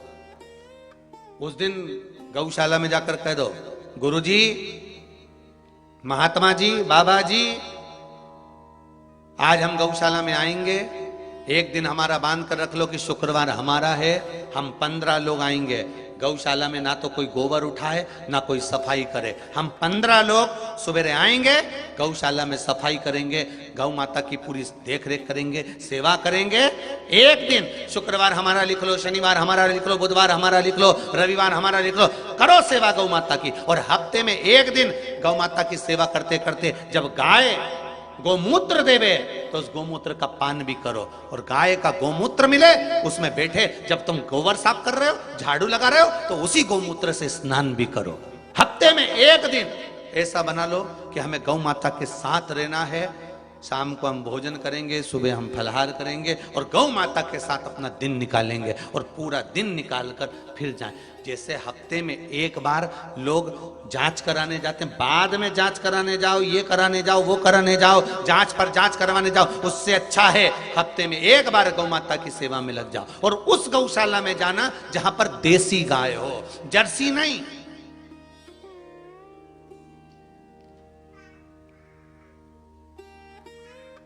जो गाय क्रॉस कर कर बनाई जाए वो जर्सी गाय नहीं चाहिए। हमें देसी गाय चाहिए, जिस गाय की सेवा भगवान राम ने करी है, जिस गाय की सेवा भगवान कृष्ण ने करी है, जिस गौ माता की सेवा स्वयं भगवान शिव करे हैं, जिस गौ माता के उदर में शंकर जाकर बैठ गए हों, जिस गौ माता की श्वास से शिव प्रकट हो गए हों, हमें वो गाय चाहिए, देसी गाय होना चाहिए। आज के गौशालाओं में देसी गाय भी लोग नहीं रख रहे। कारण क्या है? बड़ी बड़ी गाय, महंगी महंगी गाय 5-5, 10-10 लीटर दूध देती है, देसी गाय आधा लीटर दूध देती है। कौन रखेगा, कौन खिलाएगा?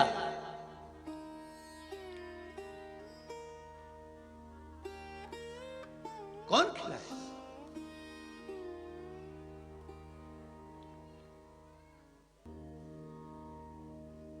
ये इतनी बड़ी गौशाला है। आप लोग आए होंगे, छावर वाले गुप्ता जी, आप तो आते ही रहते हैं, भवानी मंडी वाले भी आए। आप लोग जितने लोग कथा सुन रहे हैं, आप लोग, इतनी बड़ी गौशाला है, उस गौशाला में इतनी गाय हैं, इतनी गायों को दूध देना चाहिए तो कम से कम 10-15 लीटर देना चाहिए। जब शाम को गाय का थोड़ा बहुत दूध निकलता होगा भगवान के भोग के लिए, तो 2-2.5 लीटर से ज्यादा दूध नहीं निकलता होगा। इतनी गाय, अंदाजा लगाइएगा जरा। कारण सब देसी।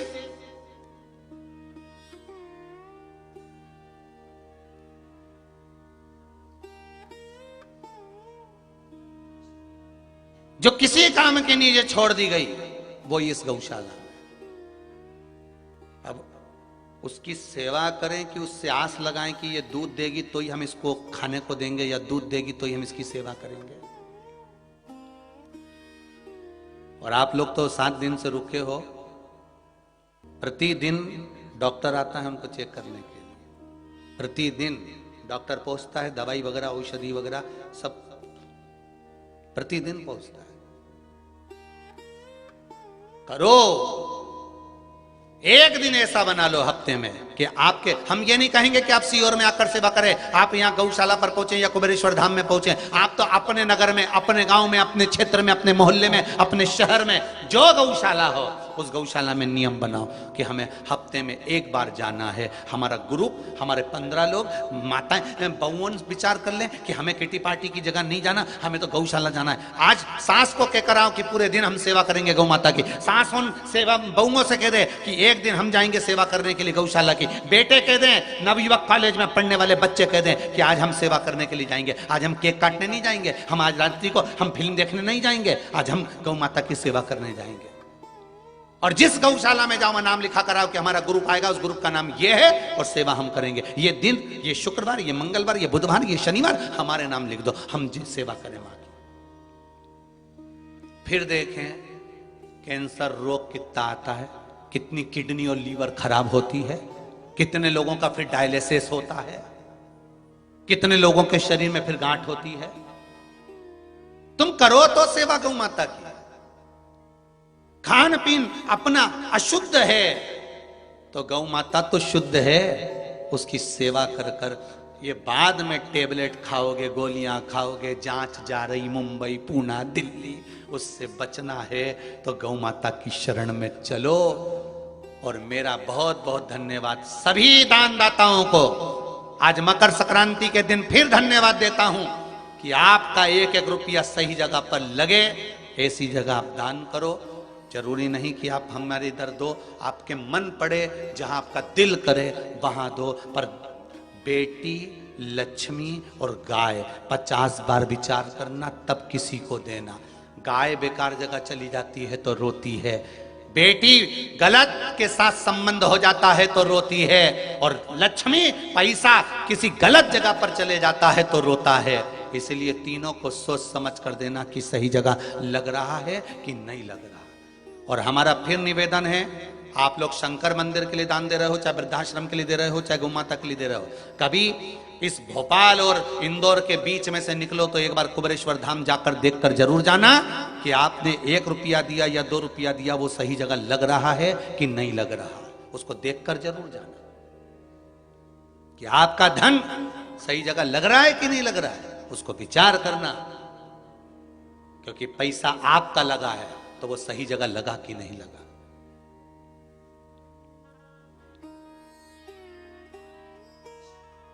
उस धन को सत्मार्ग में लगाइए, इस शरीर को सत्कर्म की ओर लगाइए। सुदामा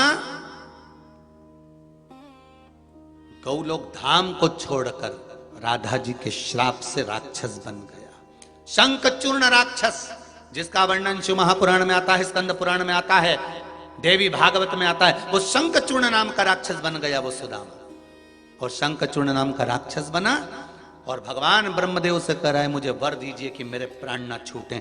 भगवान ब्रह्मा ने कहा ऐसा वर मैं नहीं दे सकता कि प्राण ना छूटे, छूटेंगे, बस भगवान से निवेदन करना कि पलंग पर ना पटके। फिर निवेदन है कि कुछ कर्म अच्छा करते हुए चलो, शरीर को थोड़ा सा साधते हुए चलो।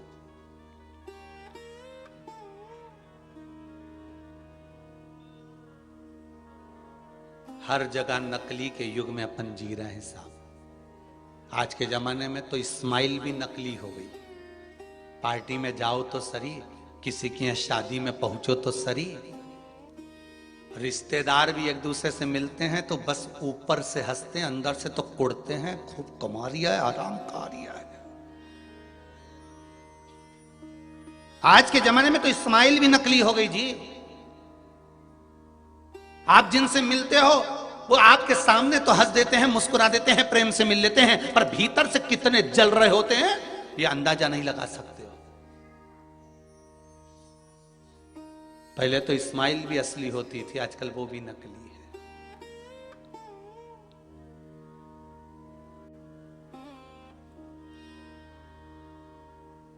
किस किस पे विश्वास करें साहब। वो कितनी सुंदर बात है। एक व्यक्ति बहुत घर से परेशान हो गया तो उसने सोचा मैं बहुत परेशान हो गया इस नकली संसार से, मैं तो मर जाऊं तो अच्छा। और जैसे ही उसको लगा तो वो गया और जाके जहर ले आया और जहर लाया और रात्रि को खा गया। सुबह उठा, कुल्ला मंजन करा, पोहा खा गया।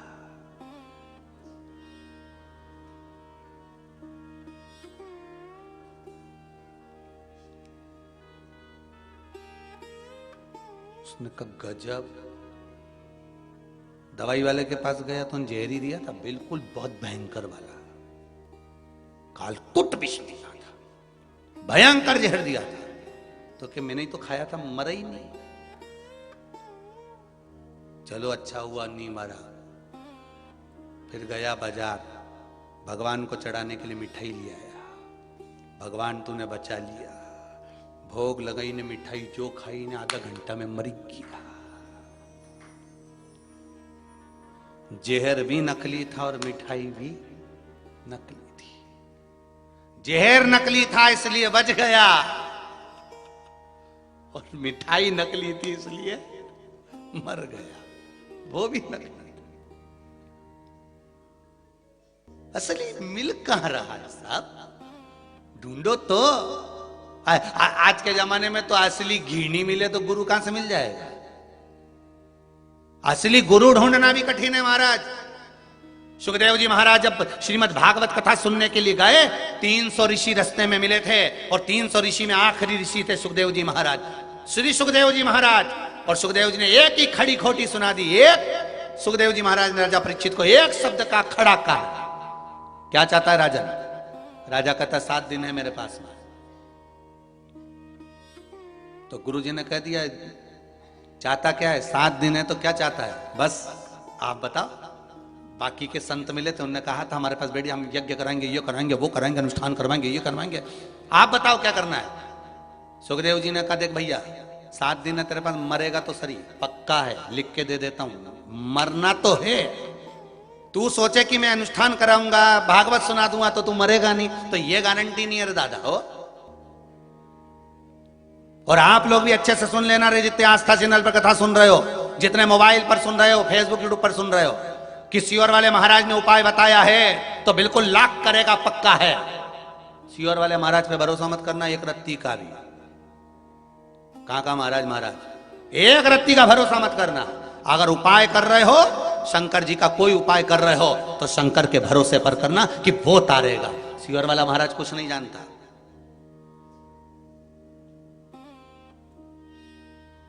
सुखदेव जी ने भी कह दिया देख भाई मरना तो निश्चित है, मरेगा पक्का है, गारंटी है, ये तो मरना ही है, क्योंकि तूने काम ही ऐसा कर। मरा हुआ सांप डाल के आया समीक ऋषि के गले में, तो मरेगा तो पक्का है, ये तो तुझे निश्चित है कि तू मरेगा। तो फिर राजा परीक्षित ने कहा आप बताओ क्या करूं? तो क्या इतना हो सकता है कि जब सुई चुभेगी तो दर्द नहीं होगा। 2 तरह की नस होती है, वो नर्स जो होती है ना सिस्टर हॉस्पिटल में, 2 तरह की होती है। एक नर्स ऐसी होती है नहीं तुम पूछे नहीं, ऐसी चुपाए प्राण निकली जाए, और दूसरी जिससे पहचान रहती है ना नर्स से, सिस्टर से जिससे पहचान रहती है, तो उससे जाकर आंटी थोड़ा ध्यान, आंटी की चिंता मत कर, पहचानू तेरी मम्मी के अच्छे से जानती हूं मैं। वहां से निकलू ना होटला पे तेरी मम्मी हमारे चाय पिलाए, पहली बार तो तू मेरे पल्ले पड़ा है, तू चिंता मत कर, जो ऐसी इंजेक्शन लगाऊंगी मालूम ही नहीं पड़। वहां नर्स ने बिठाया, बात करती रही मम्मी की ने पापा की, और जो दवाई भरी और जो चुभोई, और चुभोते सी छोरा बोला आंटी लगा दो इंजेक्शन। आंटी बोले कब का लग गया छोरा? तो क्या दर्द तो हुआ ही नहीं? तो क्या बस यही तो बात है, पहचान वाले के पास जाओगे तो इंजेक्शन तो लगना है। इंजेक्शन वो भी लगाएगी ना, इंजेक्शन ये भी लगाएगी, बस अंतर इतना सा है, यमराज भी बंदी बनाएगा और परमात्मा भी लेकर जाएगा। यमराज ले गया तो दर्द होगा, और परमात्मा ले गया तो दर्द नहीं होगा। सिस्टर दोई, सिस्टर दोई, थोड़ा दर्द। तो सुखदेव जी महाराज ने कहा देख रहे बाबा प्राण तो छूटेंगे, और अपन भी कह रहे बाबा देखो उपाय करना है, जो जो शिव महापुराण से बताया जाए, सियोर वाले महाराज पर विश्वास कर कर मत करना, पर शंकर पर विश्वास कर कर करना, शिव पर विश्वास कर कर करना।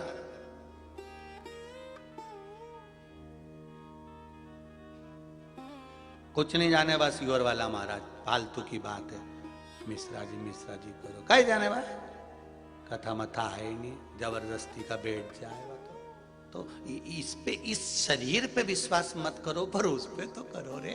ये तो पापीड़ा जीव है शरीर, आज है कल नहीं।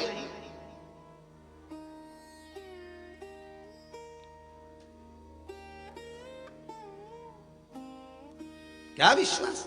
सुखदेव जी ने कहा प्राण छूटेंगे, फिर तो क्या इंजेक्शन तो लगेगा, बस मैं तुझे भागवत सुना देता हूं। भागवत सुनने में अगर तेरा मन लग गया, प्राण छूटे भी तो मालूम नहीं पड़ेगा। गरुड़ पुराण कहती है हजारों बिच्छू डंक मारे इतनी तकलीफ होती है प्राण छूटते समय, बस वही दर्द तो नहीं चाहिए। जब कोरोना की वैक्सीन लग रही थी ना, तो लोगों को बहुत डरा दिया था, 2-4 दिन तक बुखार आएगा, न हाथ में दूजी जाएगा, न ये शक्कर लट हो जाएगा, न फिर तो तुम हिल ही नहीं सकोगे, न कंगा भी नहीं फिर आएगा। तो गंजा ने तो सोच लिया था कि अपना तो बाल ही नहीं कंजा जान दे, अपन तो लगवा लो वैक्सीन, पर हाथ नहीं धूजेगा, नहीं पाँव नहीं धूजेगा, न बुखार ही जाएगा है। अब जिसके वैक्सीन लग रही उसके तो बुखार नहीं आ रहा, पर जो लगा रही बेचारी लगा लगा के बुखार आई जा रही है, उल्टा हो गया। तो लगे। सुखदेव जी ने भी राजा परीक्षित से कहा था प्राण जाएंगे पर चिंता नहीं, भागवत अगर सुनी है, चित्त मन लगाया है भगवान में, प्राण छूटते समय दर्द नहीं होगा। शंखचूर्ण से कहा, सुन रे शंखचूर्ण, मरेगा तो सरी, क्योंकि पूर्व का कर्म है। तूने राधा रानी को श्राप दिया है, राधा ने तुझको श्राप दिया है, कर्म का भोग भोगना पड़ेगा। मृत्यु लोक में आया है तो भोगना तो है, तो फिर कुछ वर दे दीजिए। क्या वर चाहिए बोल। राजन कहता है मेरे प्राण ना छूटे। भगवान ब्रह्मा जी बोले फिर वहीं आगे घूम फिर गए, वहीं से तो चालू हुआ था कि प्राण तो छूटेंगे, तो फिर ऐसा कुछ दे दो कि मेरे पास में रहे तब तक नहीं छूटे।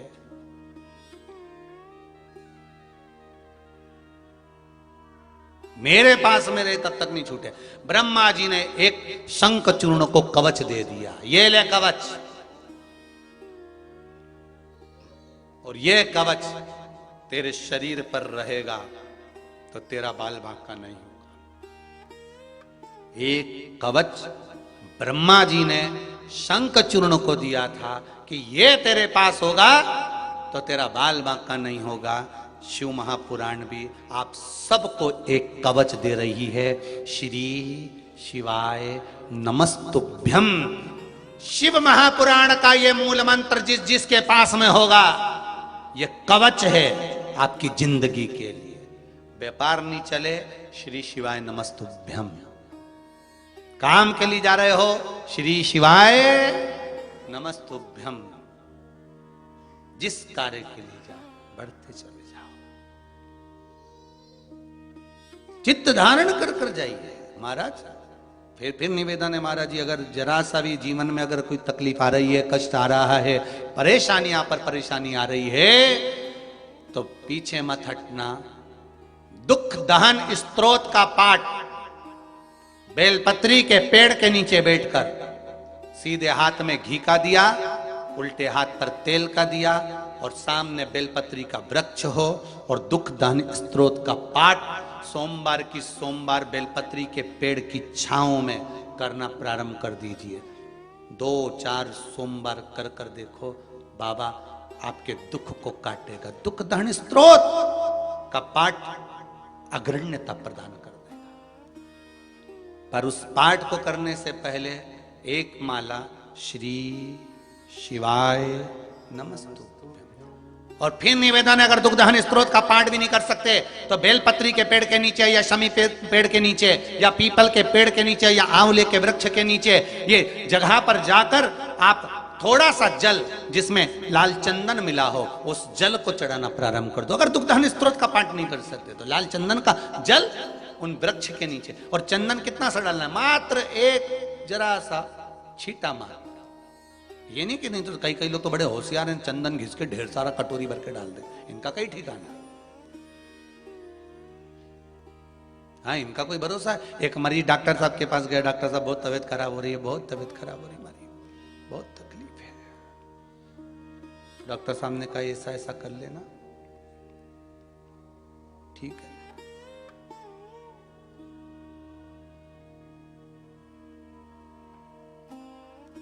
अभी नहाना मत ही, ठीक है। गया, घर गया, ठीक हो गया।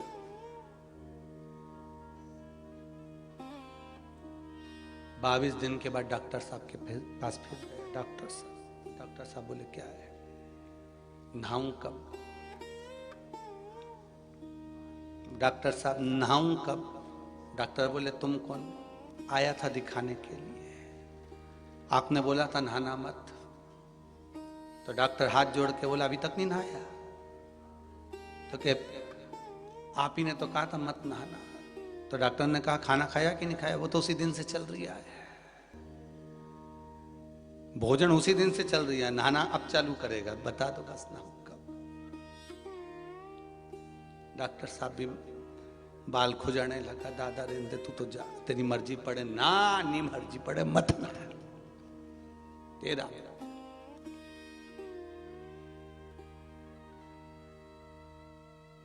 मकर संक्रांति है, सभी लोग बाल्टी में तिल्ली डाल डाल के नहीं रिया होगा। पानी में तिल डालते ना, थोड़ी सी तिल्ली डालेंगे फिर नहाएंगे। तो एक बच्चे ने अपनी मम्मी से पूछा कि मम्मी ये बाल्टी में तिल्ली डाल के क्यों नहाते, कारण क्या है? तो मम्मी बोली अच्छा रहता है। अच्छा रहता है। पर बच्चे के मन में नहीं आया, तो बच्चा अपने गुरुजी के पास गया। गुरुदेव, माँ ने आज बाल्टी में तिल डाल दी थी पानी में, और फिर हमने स्नान करा, उसका फल क्या है? उसका फल क्या है? तो गुरुजी ने कहा, तिल शनि का प्रभाव देता है। जिस पात्र में तिल को डाला जाता है, मकर संक्रांति के दिन उस जल से जो स्नान करा जाता है, केवल शनि का भाव इतना प्रबल होता है कि सारे ग्रह शनि के अनुकूल होकर उसको अनुकूलता प्रदान करना चालू कर देते हैं। एक मकर संक्रांति पर मात्र तिल के, इसलिए कई लोग तिल का उपटन भी करते हैं, कोई लोग तिल डाल के नहा लेते हैं। तिल का महत्व बढ़ने। अब शंखचूर्ण को एक कवच मिल गया, एक कवच, और वो कवच शंखचूर्ण को जो मिला, कहा ये तुम्हारे पास रहेगा, तुम्हारे प्राण नहीं छूटेंगे तब तक। ऐसा कवच भगवान शंकर ने हर एक व्यक्ति को दिया है, संसार के मनुष्य को दिया है। बस वो कवच, जैसे ब्रह्मा जी के पास में कवच था, उन्होंने शंखचूर्ण को दिया, ऐसे ही ब्रह्मा जी के पास वो कवच छुपा हुआ था। उसी तरह ये श्री शिवाय नमस्तुभ्यम, ये कवच शंकर का छुपा हुआ था, वो तो शिव महापुराण से प्रकट हो गया, इसको निकाल लिया और ये कवच जनमानस तक पहुंच गया। इस कवच का उपयोग करिए। प्रतिदिन घर से बाहर निकलते समय एक बार श्री शिवाय नमस्तुभ्यम बोलो। दुकान की पेड़ी चढ़ते हुए श्री शिवाय नमस्तुभ्यम बोलो। दुकान मंगल करते हुए श्री शिवाय नमस्तुभ्यम बोलो।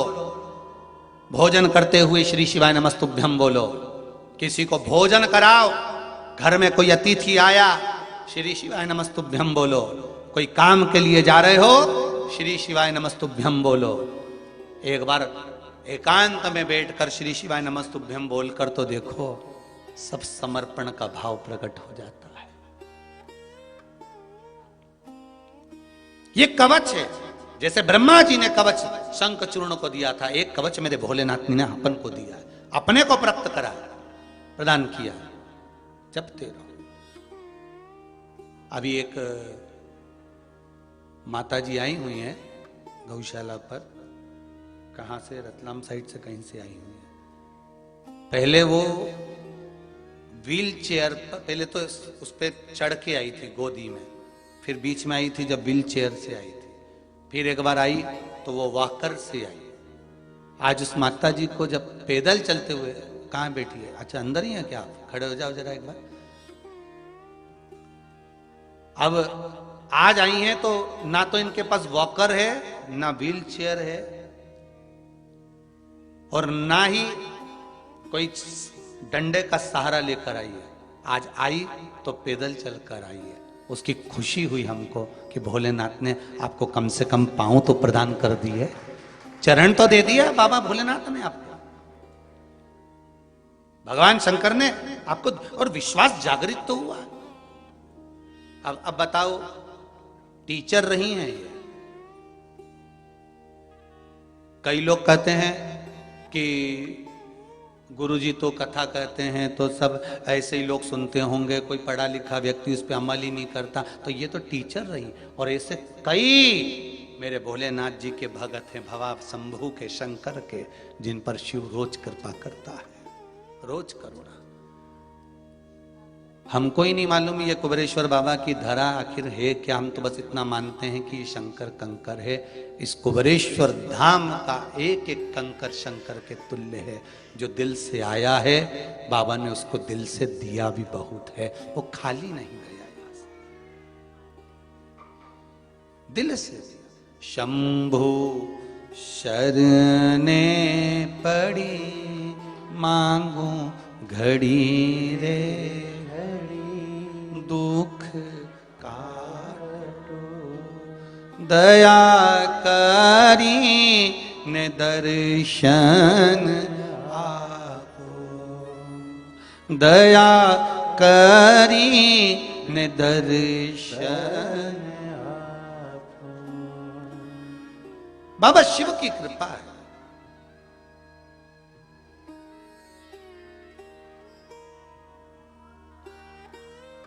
बाबा शंभू की कृपा है,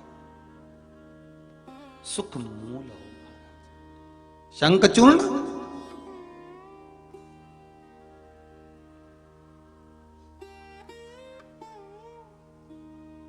शंखचूर्ण कवच प्राप्त कर लिया। भगवान भी देता है सबको कवच, जिसने दिल से स्वीकार कर लिया उसका हो गया। कवच प्राप्त हुआ, कवच मिला, और वो कवच शंखचूर्ण धारण कर लिया। ब्रह्मा जी ने कहा जाओ राजा धर्मध्वज की कन्या से आप विवाह कर लीजिए, जिसका नाम तुलसी है। सुदामा जिस बिरजा सखी को चाहता था, वो बिरजा सखी तुलसी बनकर पैदा हुई और तुलसी बनकर जन्म ली और धर्मध्वज की कन्या बनी और शंखचूर्ण के साथ उसका विवाह हो। पर तुलसी का जो भाव है वो राक्षस प्रवृत्ति का नहीं है। शंखचूर्ण को श्राप दिया था राधा जी ने कि तू राक्षस बनेगा मृत्युलोक में जाकर, पर तुलसी को यह श्राप नहीं दिया कि तू राक्षस बनेगी। तुलसी को तो श्राप दिया तू मृत्युलोक में जाएगी। धर्मध्वज की कन्या बन गई तुलसी, पर इसकी प्रवृत्ति राक्षस की नहीं है। पर धर्मध्वज की कन्या तुलसी भगवान की उपासना में लगी रहती थी, भगवान की भक्ति में लगी रहती थी।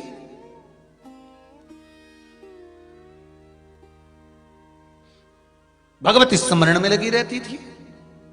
अब शंखचूर्ण को ब्रह्मा जी ने कहा तुम जाओ और उससे विवाह करो। शंखचूर्ण गया सीधे तुलसी के पास में। तुलसी जी तप कर रही थी, साधना कर रही थी, भगवान शिव की आराधना कर रही थी, भगवान का भजन कर रही थी। पहुंच गई। शंखचूर्ण ने कहा मैं आपसे विवाह करना चाहता हूं, क्योंकि ब्रह्मा जी की आज्ञा है। तुलसी ने मना कर दिया। तुलसी कहती है आप असुर राक्षस और मैं असुर के साथ विवाह नहीं कर सकती। समझाया, माने। कोई कारण हो सकता है सुख और दुख का। कवच मिला, तुलसी के साथ विवाह हो गया। मैं इसको मार तो दूं, परंतु इसकी पत्नी का सात्वित्व बड़ा प्रबल है। उस सात्वित्व को डिगाना पड़ेगा, तब जाकर ये मरेगा।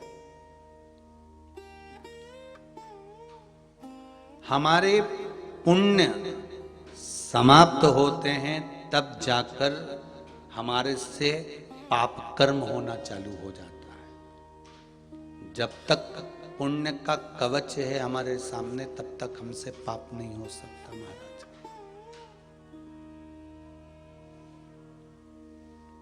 हम आपसे बार बार कहते हैं श्री शिवाय नमस्तुभ्यम एक कवच है। शिव महापुराण की कथा अगर आप सुन रहे हो तो ये कवच है।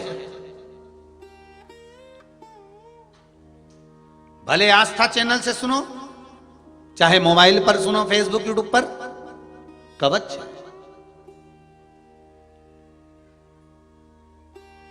और इस कवच को हमें धारण करना है। कई लोग कहेंगे क्या रोज रोज कथा सुनना, तो उनको कह दो जैसे रोज रोज भोजन में सब्जी बदल जाती है, कभी पूड़ी कभी पराठे आ जाते हैं, उसी तरह 7 दिन की शिव महापुराण बदल बदल कर मिलती है ना, तो सुनने की रुचि भी बढ़ जाती है, श्रवण करने का एक आनंद बढ़ जाता है।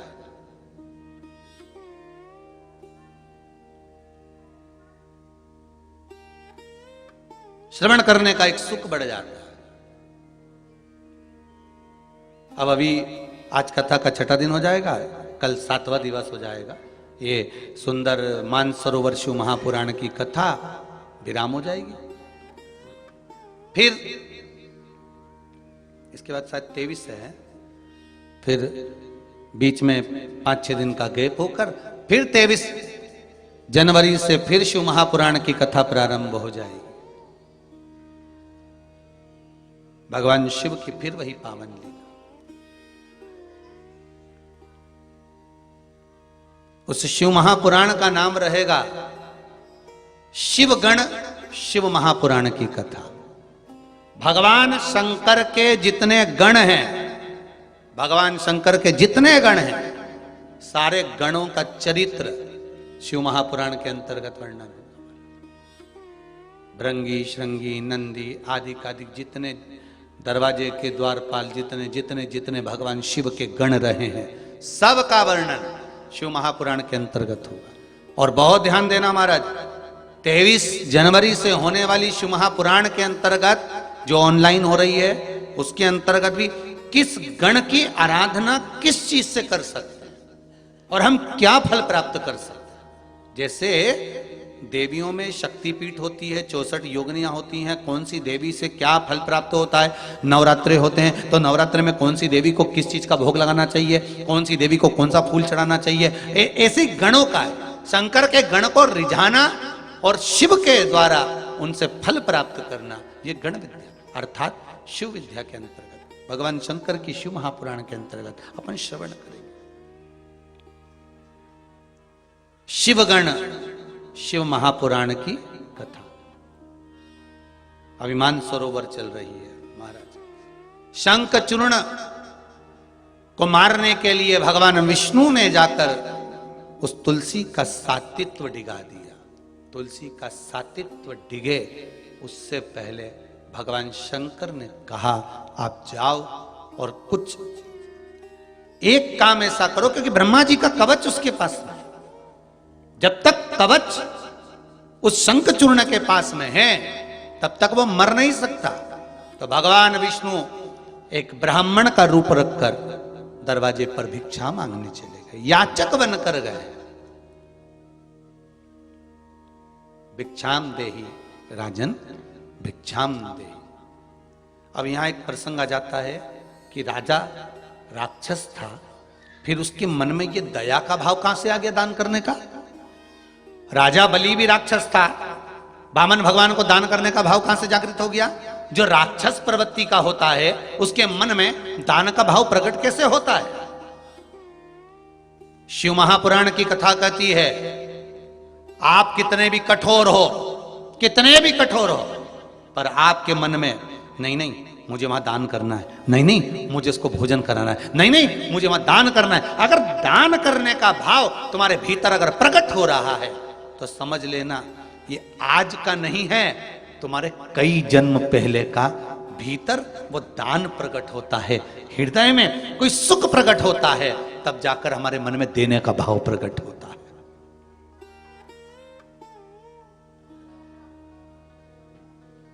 तब देने का भाव प्रकट होता है।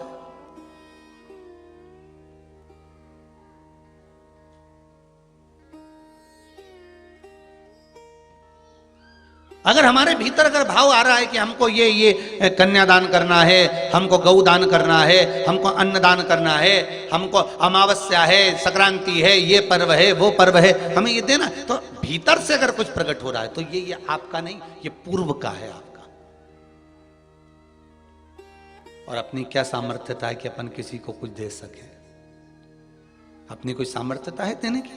नहीं।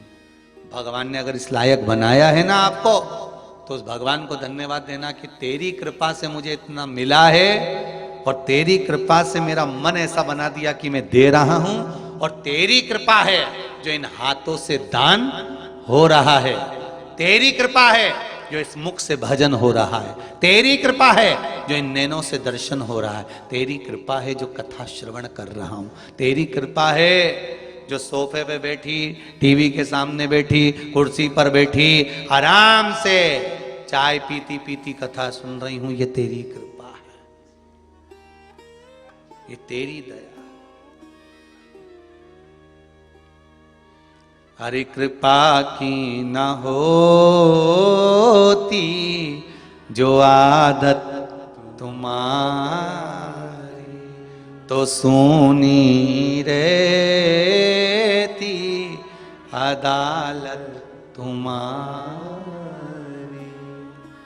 गरीबों के दिल में जो जगह तुम न पाते, किस दिल में होती इबादत तुम्हारी, किस दिल में होती इबादत तुम्हारी। ये तेरी कृपा है, तेरी दया। भगवान याचक बनकर, भिक्षाम देहि, भिक्षाम देहि।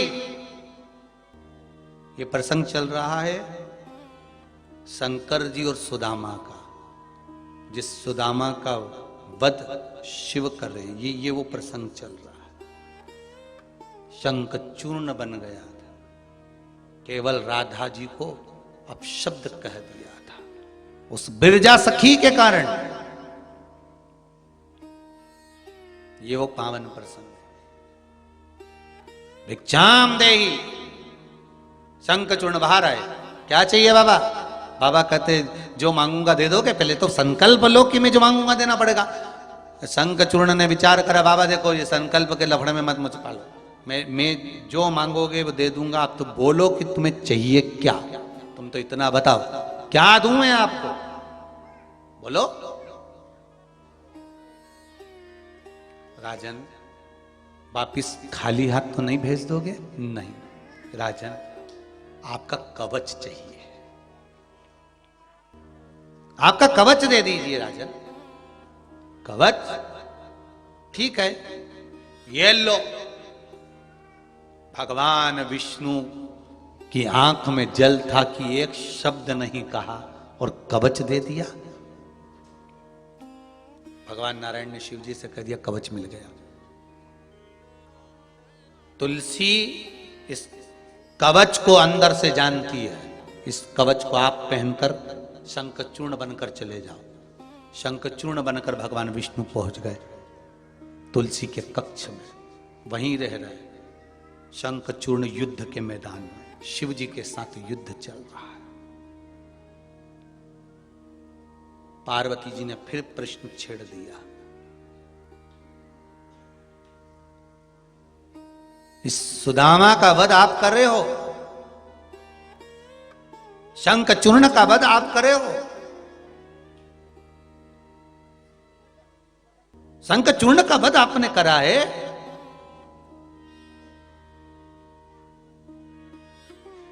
प्रभु, स्कंद पुराण कह रही है, पार्वती जी कहती है कि इसने क्या क्या उपद्रव कर दिया था ऐसा जो इसको आपने मारने के लिए आतुरता रखी। शंकर भगवान ने कहा सुनो पार्वती, इसकी धर्म पत्नी सातित्ववान थी ना, इसलिए ये बचता रहा।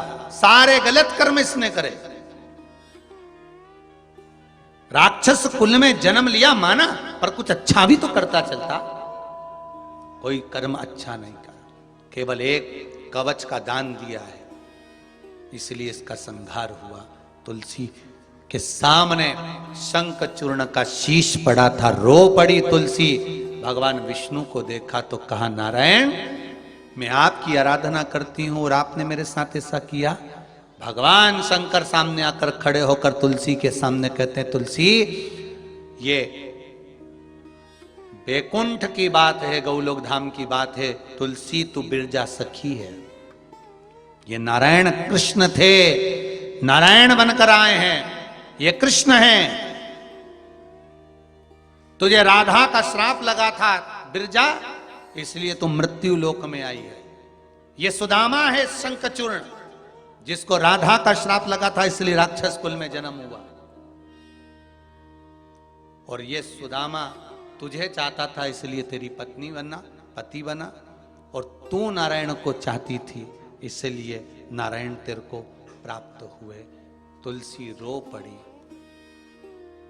गंडकी नदी के रूप में प्रवाहित होने लगी।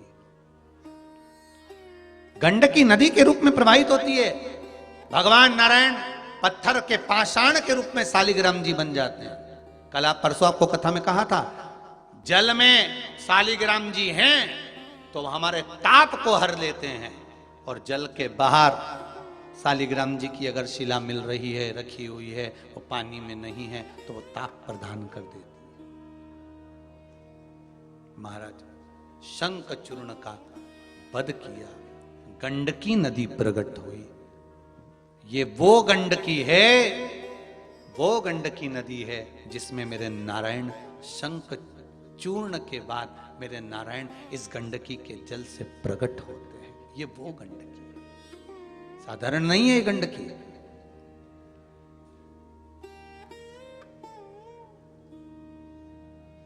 जो प्राप्त हुई है गंडकी नदी, जिस नदी के पावन जल में आनंदता है। शंकर भगवान को केवल एक ही नदी है गंडकी जिसका जल नहीं चढ़ता, जिसका जल नहीं चढ़ता, बस वो एक। ऐसी पुनित पावन गंडकी तक आज कथा पहुंची है। कल मानसरोवर तक पहुंचकर कथा को विराम की ओर लेकर चलेंगे आनंद के साथ। जिन्होंने 7 दिन के मानसरोवर शिव महापुराण की कथा नहीं सुनी हो, वो 1 बजे से 4 बजे तक इस पावन मानसरोवर की कथा को ऑनलाइन श्रवण करें और सारे तीर्थों के स्नान का पुण्य फल प्राप्त करें। मकर संक्रांति के पावन अवसर पर सभी दानदाताओं को, सभी भक्तों को बहुत बहुत साधुवाद देते हुए आज की कथा को लेते हुए भगवान गणेश जी और रिद्धि सिद्धि का मंगल विवाह का दर्शन करेंगे।